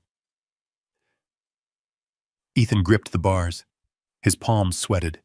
His heart pounded. "You ready?" Dr. Reeves asked. "No." Everyone laughed. including Ethan. Then he took a breath and pushed upward. Pain shot through his legs. Not dangerous pain, the pain of muscles trying to remember, the pain of effort, the pain of possibility. Slowly, very slowly. His body rose, a few inches, then more. Then, he was standing, not independently, not steadily, but standing. The room fell silent. For several seconds, nobody spoke.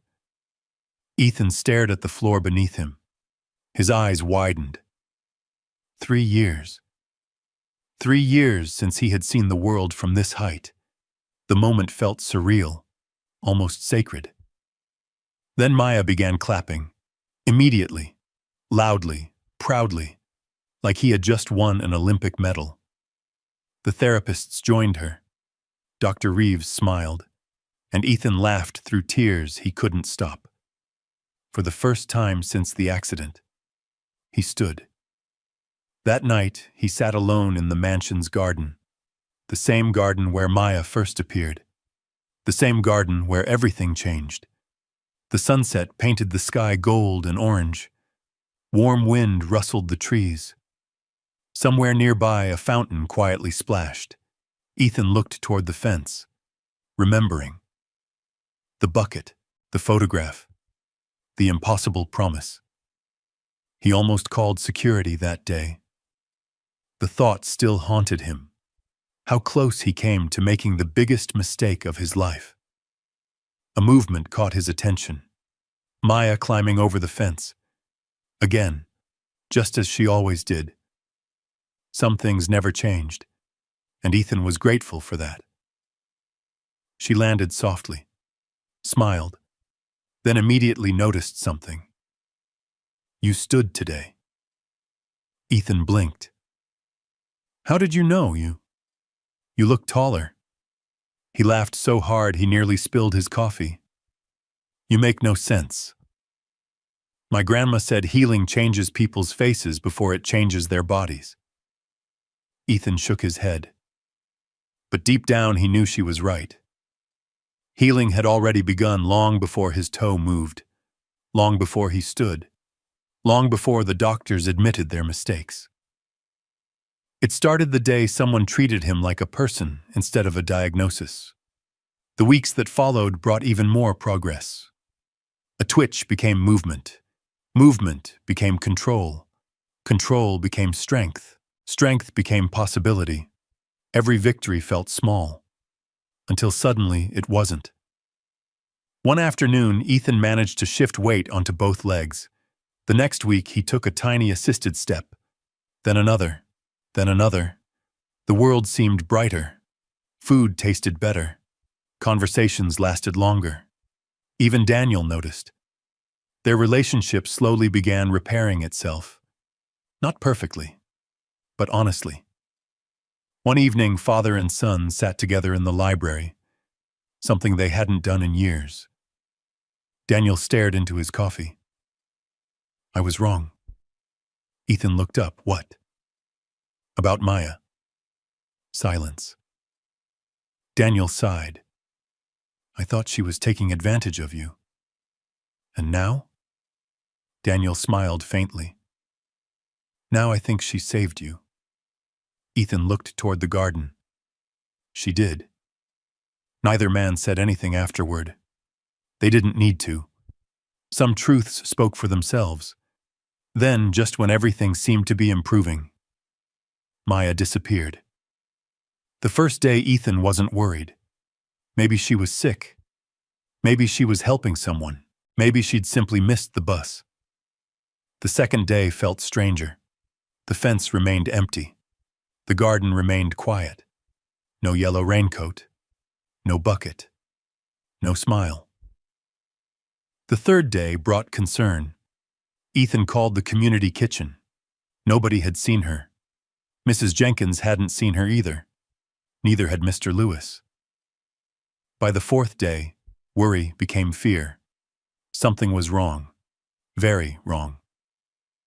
That afternoon, Ethan sat in physical therapy unable to focus. His concentration drifted constantly.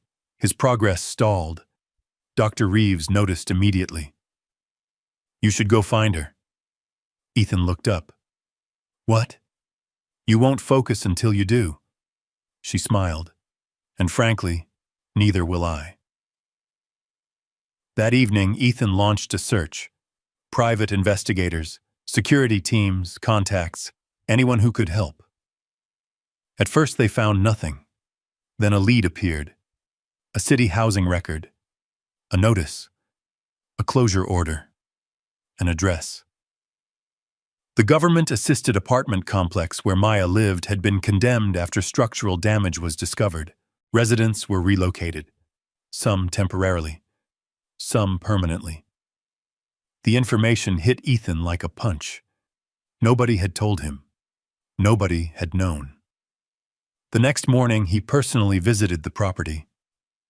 The neighborhood looked different without Maya. Quieter, somehow. Police tape stretched across parts of the building. Windows were boarded. Families loaded belongings into cars. Children carried backpacks through parking lots. Lives uprooted overnight. Ethan stared at the empty apartment building. A terrible feeling settled inside him. Where would a 9-year-old girl go? Especially one with no parents.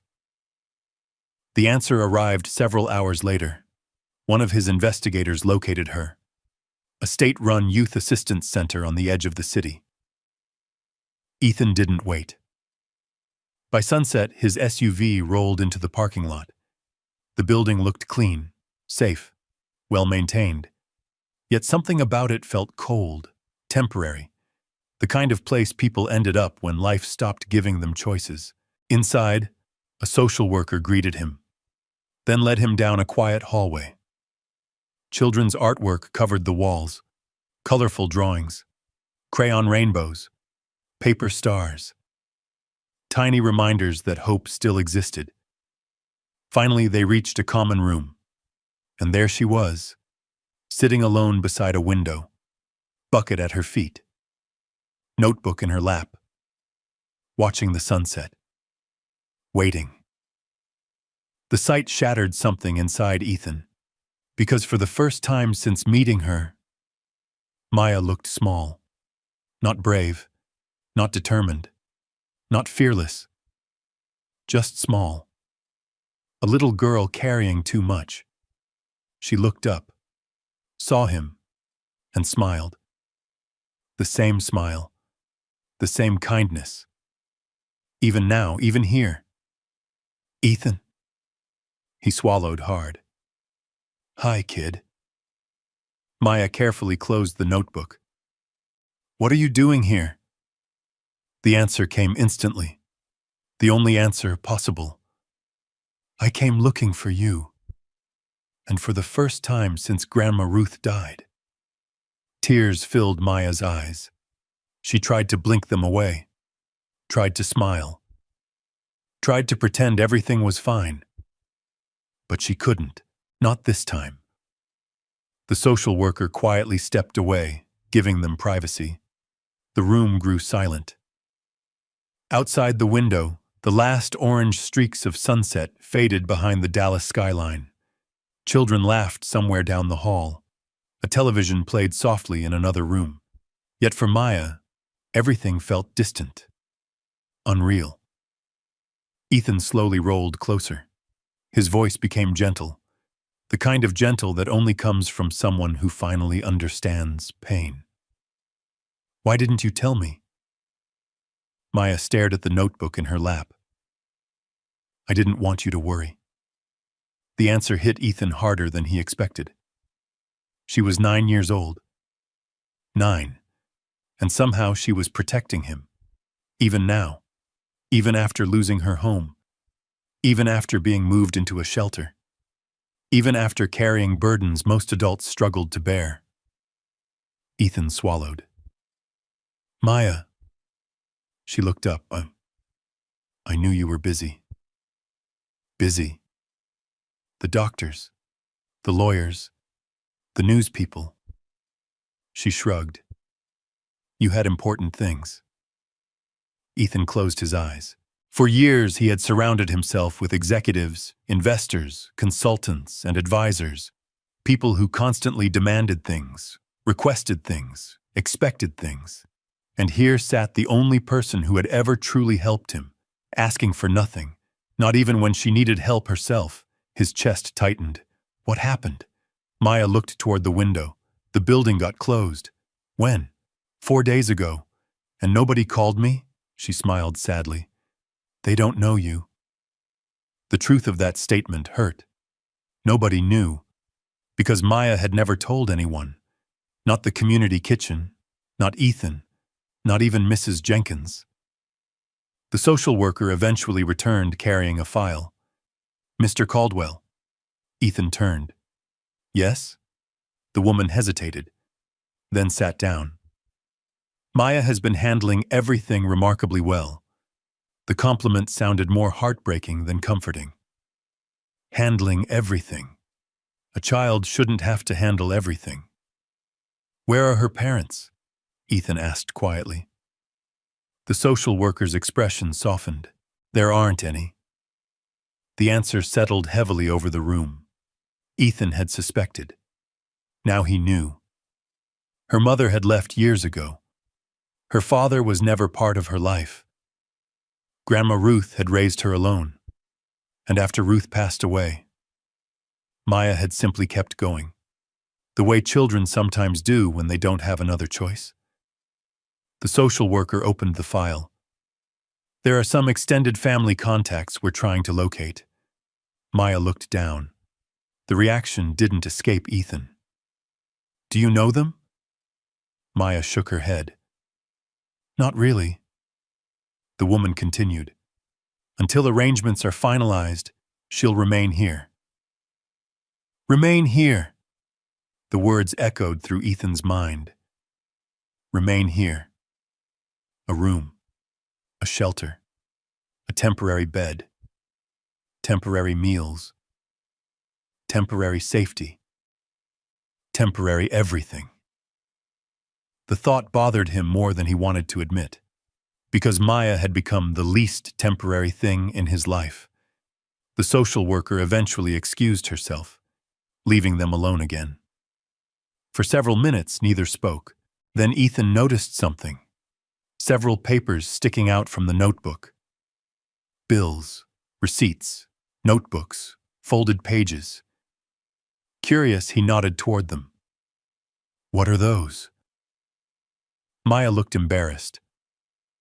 Nothing. Maya. She sighed, then handed them over. Ethan opened the first page.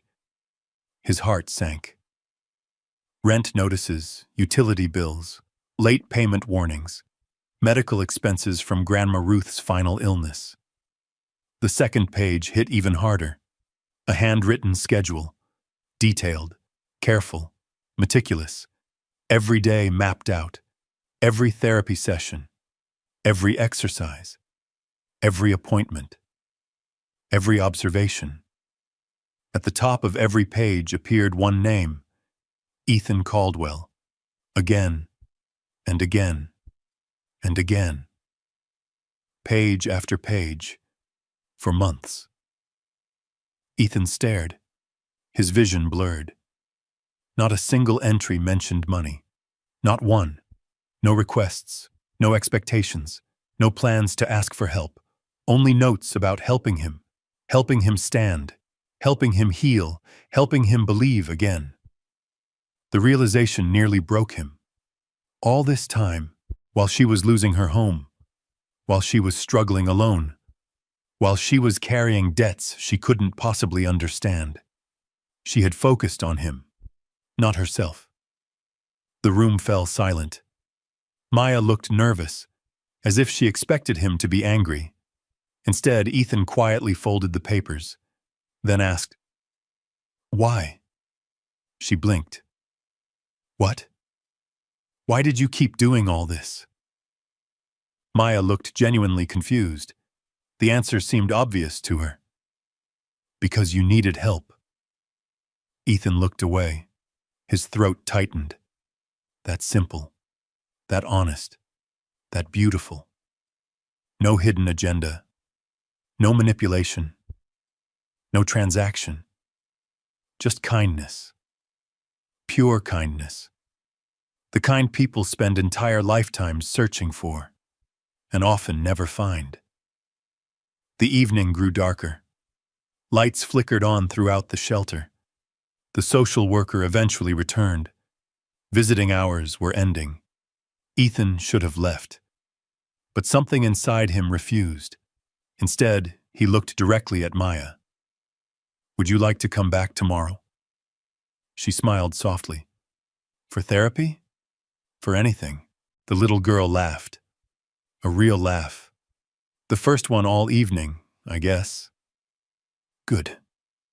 He paused, then added, "I've missed my coach."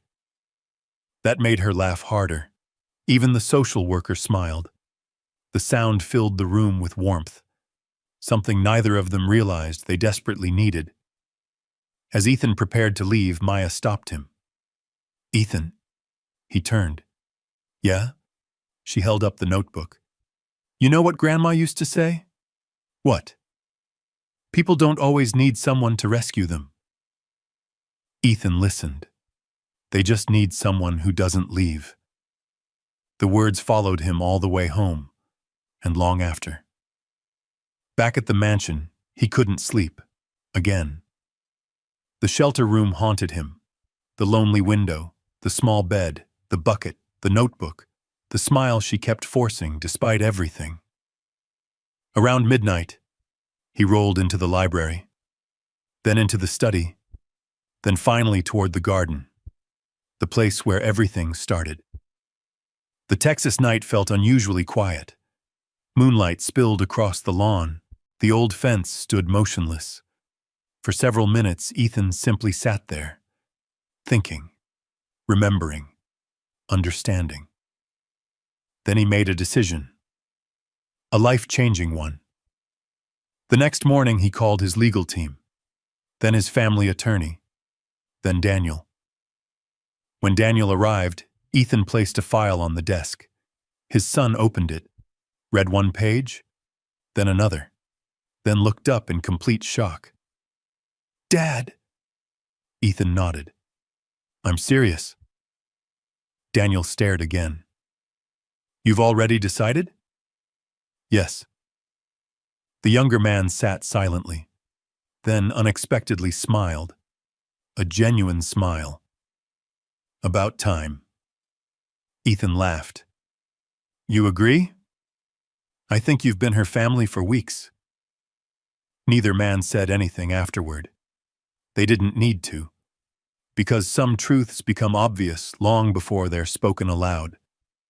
Meanwhile, across the city, Maya sat in the shelter cafeteria eating breakfast.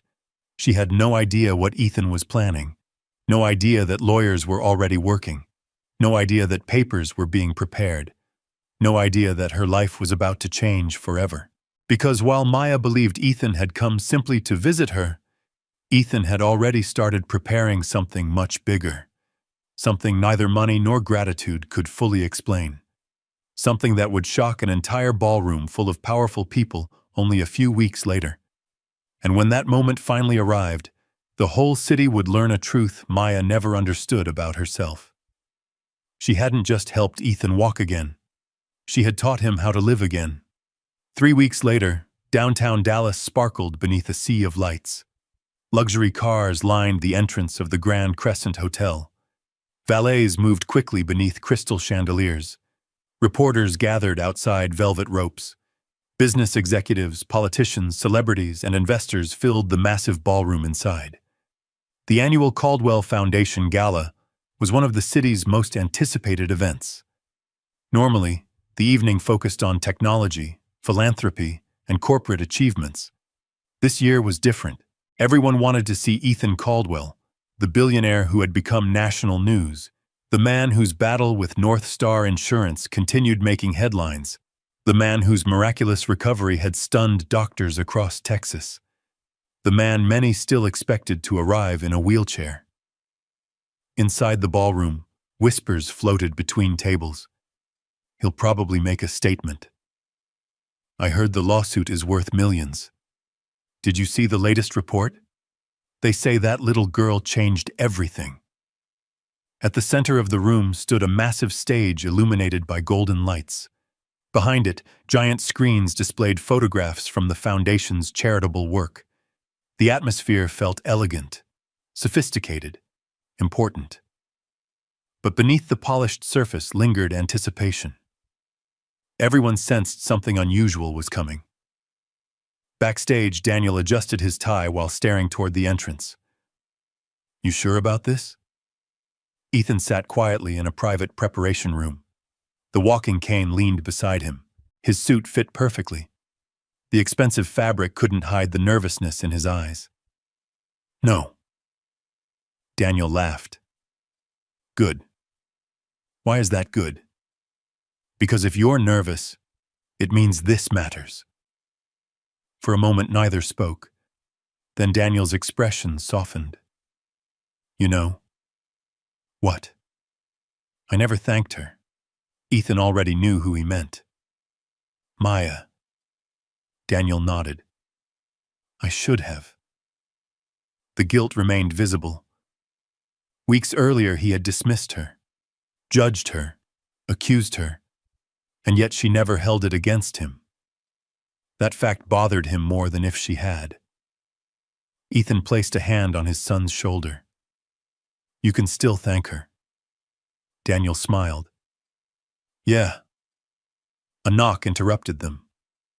Margaret stepped inside. Elegant as always, though tonight her eyes appeared suspiciously emotional. It's time. The room fell silent. Ethan looked at the cane, then toward the door, then at his own legs. Legs that had once felt lost forever. Legs that still weren't perfect, still weren't strong, still required effort. But they worked. And that was enough. Across the city, Maya sat nervously in the back seat of a car. She had never attended a gala, never entered a luxury hotel, never worn a dress this nice. The simple navy blue dress had been chosen by Margaret. The shoes were new. The hairstyle took nearly an hour. Yet despite everything, Maya still carried the notebook. It rested safely inside her small bag. The social worker had smiled when she left. Mrs. Jenkins had cried. Mr. Lewis had hugged her twice. Everyone seemed excited. Maya mostly felt confused. Ethan had been unusually secretive for days. Whenever she asked questions, he smiled and changed the subject. That alone made her suspicious. The car finally arrived. Flashing cameras lit the night. Reporters shouted questions. Guests turned to look. Some recognized her immediately. The little girl from the news. The little girl with the bucket. The little girl who supposedly helped a billionaire walk again. Maya lowered her eyes. She hated attention. Always had. Fortunately, Margaret appeared instantly. There you are. The older woman took Maya's hand. You look beautiful. Maya smiled shyly. Thank you. As they entered the ballroom, conversations seemed to pause. Not completely, just enough. People looked, whispered, wondered. Some smiled. Others simply stared. Maya felt uncomfortable immediately. Margaret squeezed her hand. Don't worry, I'm trying. You belong here. The words stayed with her. Because for most of her life, Maya rarely felt like she belonged anywhere. The ballroom lights dimmed. Music faded. Guests returned to their seats. A spotlight illuminated the stage. The host stepped forward. The evening officially began. Awards were presented. Donations announced. Speeches delivered. Polite applause filled the room. Yet everyone knew those moments weren't why they were here. Finally, the host smiled. And now, the room grew quiet. We welcome a man whose journey has inspired millions. Applause erupted. The giant screens illuminated. Ethan's name appeared. Guests turned toward the stage entrance. Many expected wheels. Many expected assistance. Many expected limitations. Instead, silence swept through the ballroom. Absolute silence. Because Ethan Caldwell walked onto the stage, slowly, carefully, using a cane, but walking. The room froze. Thousands of eyes followed every step. One, then another, then another.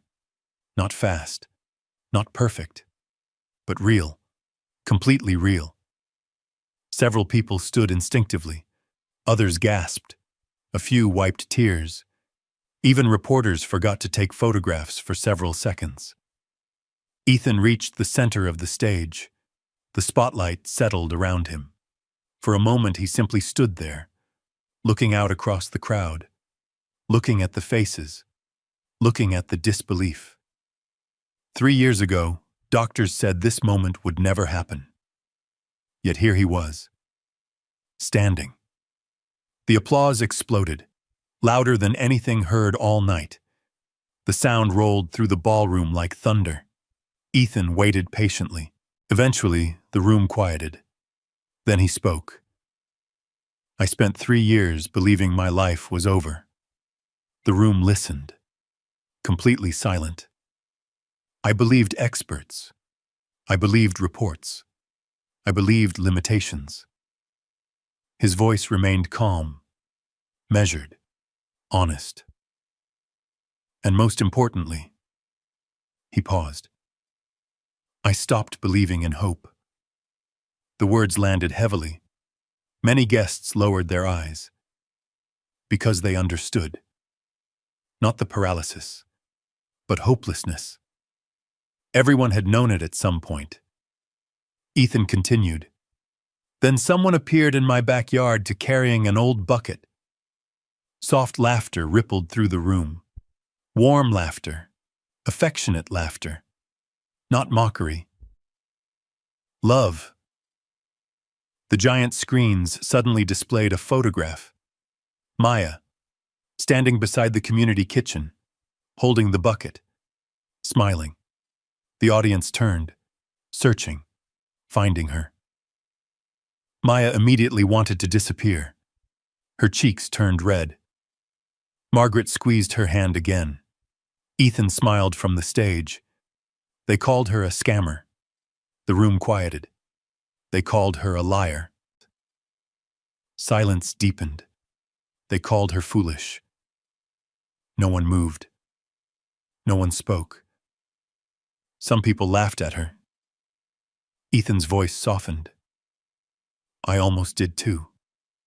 Maya looked down. The memory still felt painful. Then Ethan continued.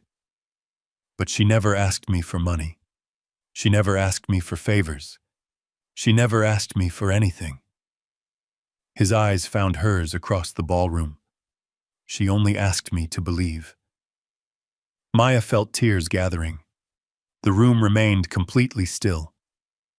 Then Ethan said something nobody expected. The doctors helped my body. He paused. But Maya helped my heart. The audience erupted into applause. Many stood. Some cried openly. Daniel wiped his eyes. Margaret stopped pretending she wasn't emotional. Even reporters lowered their cameras. The moment felt bigger than headlines, bigger than lawsuits, bigger than recovery. It felt human. Ethan raised a hand.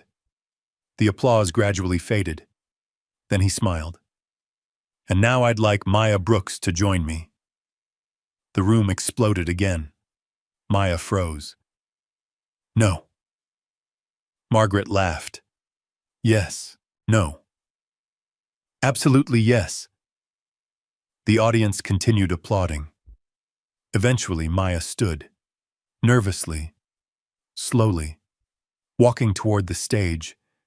The distance felt endless. Every eye followed her. Every camera watched. Every heart seemed to beat with hers. When she finally reached Ethan, He opened his arms. She hugged him immediately. The ballroom melted. Even hardened executives smiled.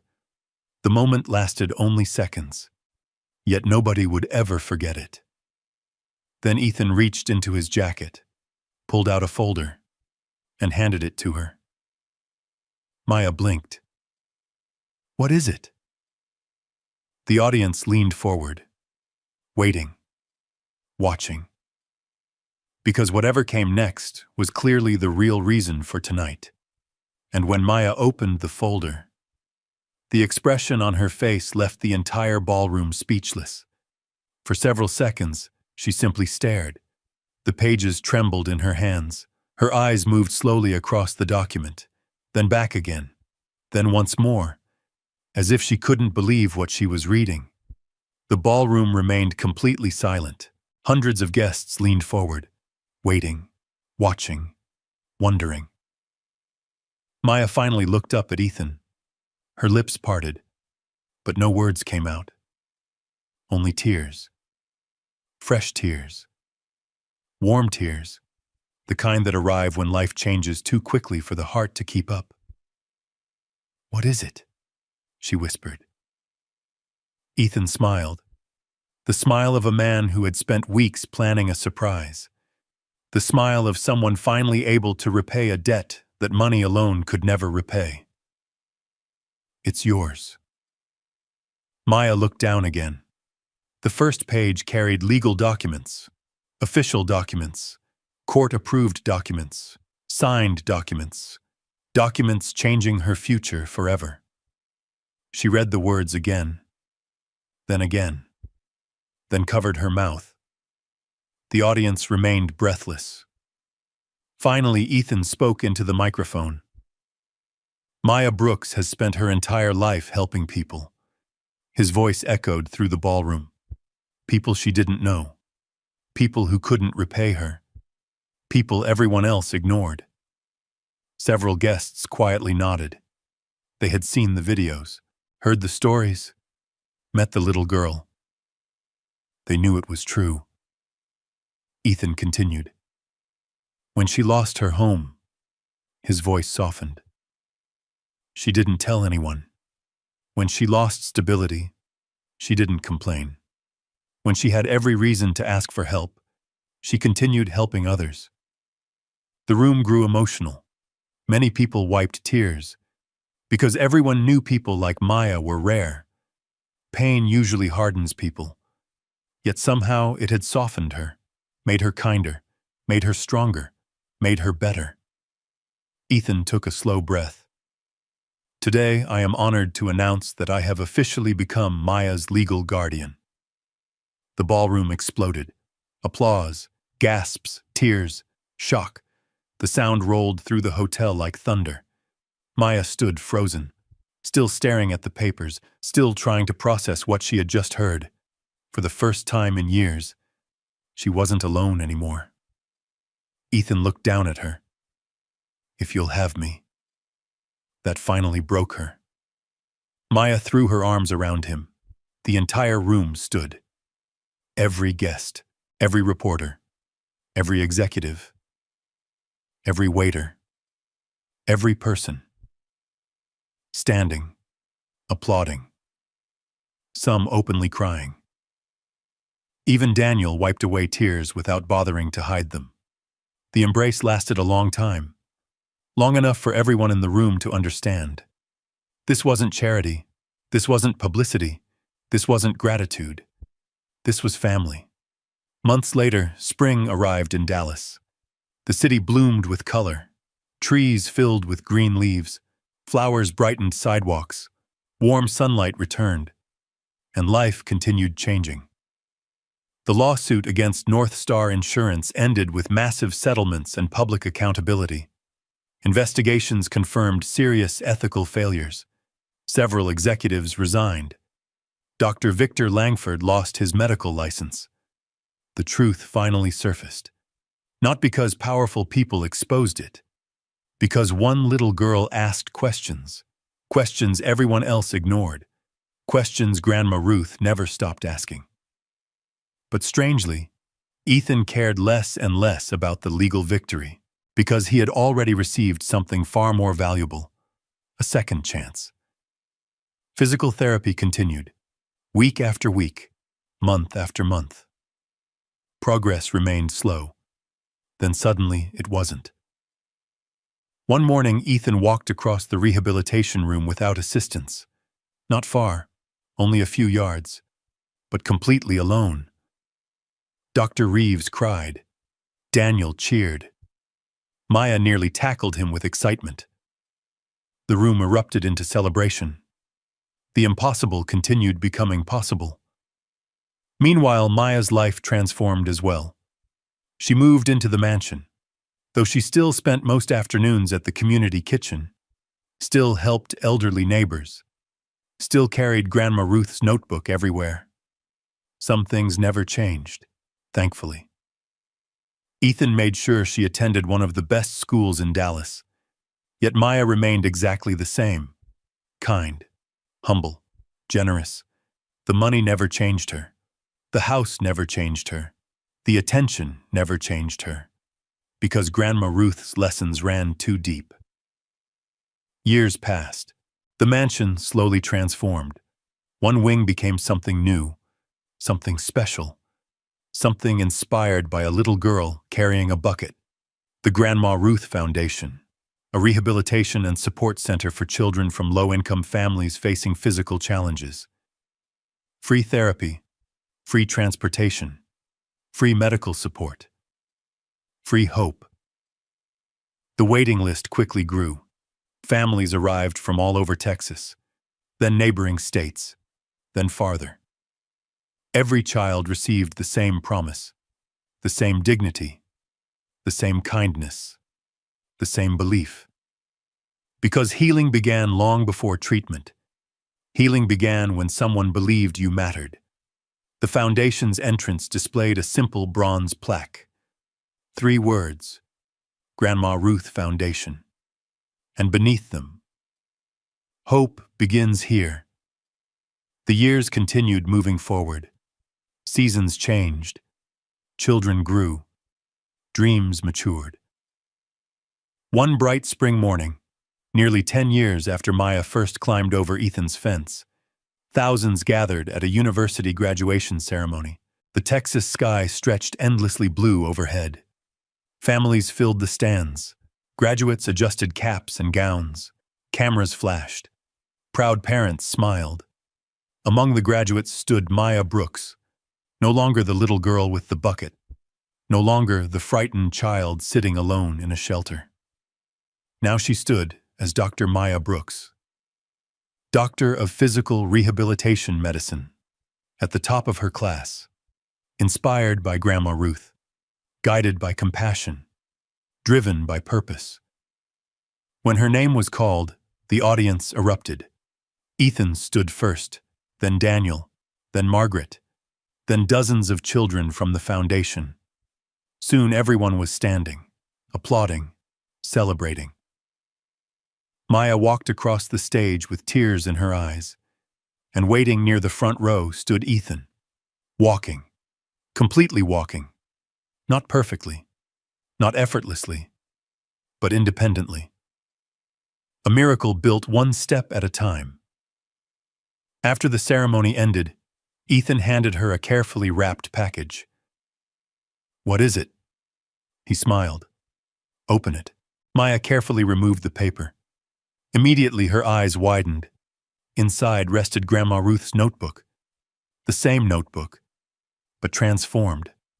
The worn cover had been professionally restored, protected, preserved, beautiful, yet still unmistakably Grandma Ruth's. Maya gently touched it, almost afraid to breathe. Then she opened the front cover. A handwritten note waited inside, written by Ethan. She read it silently. Then tears appeared instantly. The message said, "You washed my feet, but you taught my soul how to walk. Love, Ethan." Maya hugged him. Neither spoke. They didn't need to. The words had already said everything. Several years later, another sunny afternoon arrived at the Grandma Ruth Foundation. The building buzzed with life. Children laughed in hallways. Therapists moved between treatment rooms. Families gathered in waiting areas. Hope filled every corner. Near one treatment room sat a young boy in a wheelchair. 8 years old. Scared. Discouraged. Certain his future had disappeared.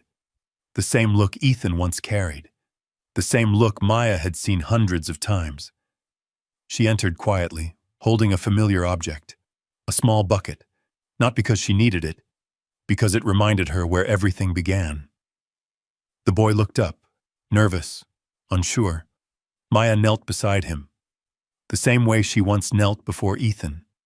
The same way Grandma Ruth once knelt before countless others. Generations of kindness continuing forward. "What's your name?" she asked gently. "Tyler." "Hi, Tyler." The boy looked down. "The doctors said it might be difficult." Maya smiled softly. She had heard those words before. Many times. Then she placed a reassuring hand over his and spoke the same sentence that changed her life. The same sentence everyone once laughed at. The same sentence nobody laughed at anymore. "Your feet are only sleeping." Tyler looked up. Curious, hopeful. "What does that mean?" Maya glanced through the window. Outside, Ethan walked across the foundation courtyard. Children played nearby. Families laughed. Life moved forward. Everything that once seemed impossible now stood before her. Living proof. Then she looked back at Tyler and smiled. "It means we're going to wake them up together." Outside, sunlight poured across the courtyard. Inside, another story was beginning. And this time, no one doubted the promise. If this story touched your heart, leave a comment and share what part stayed with you the most. When Maya opened that folder in a ballroom full of strangers and realized she finally had a family again, it wasn't the applause that changed everything. It was the moment a little girl who had spent years helping everyone else finally discovered she didn't have to carry life alone anymore. This story reminds us that some of the most important people in our lives don't arrive with power, money, or status. They arrive quietly, do something good without asking for anything back, and leave us wondering how we ever lived without them. Today, think about one person you've been taking for granted. The person who keeps showing up, keeps helping, keeps caring without recognition. Maybe send a message, make a call, or simply tell them what they mean to you. Ethan almost missed the value of Maya because he was looking for answers in all the wrong places. If Maya's journey moved you, comment one below. And tell me this, has someone ever changed your life without realizing it? I'd love to hear your story. And stay with us, because the next story begins with one small act of kindness that nobody noticed until it changed an entire family's future.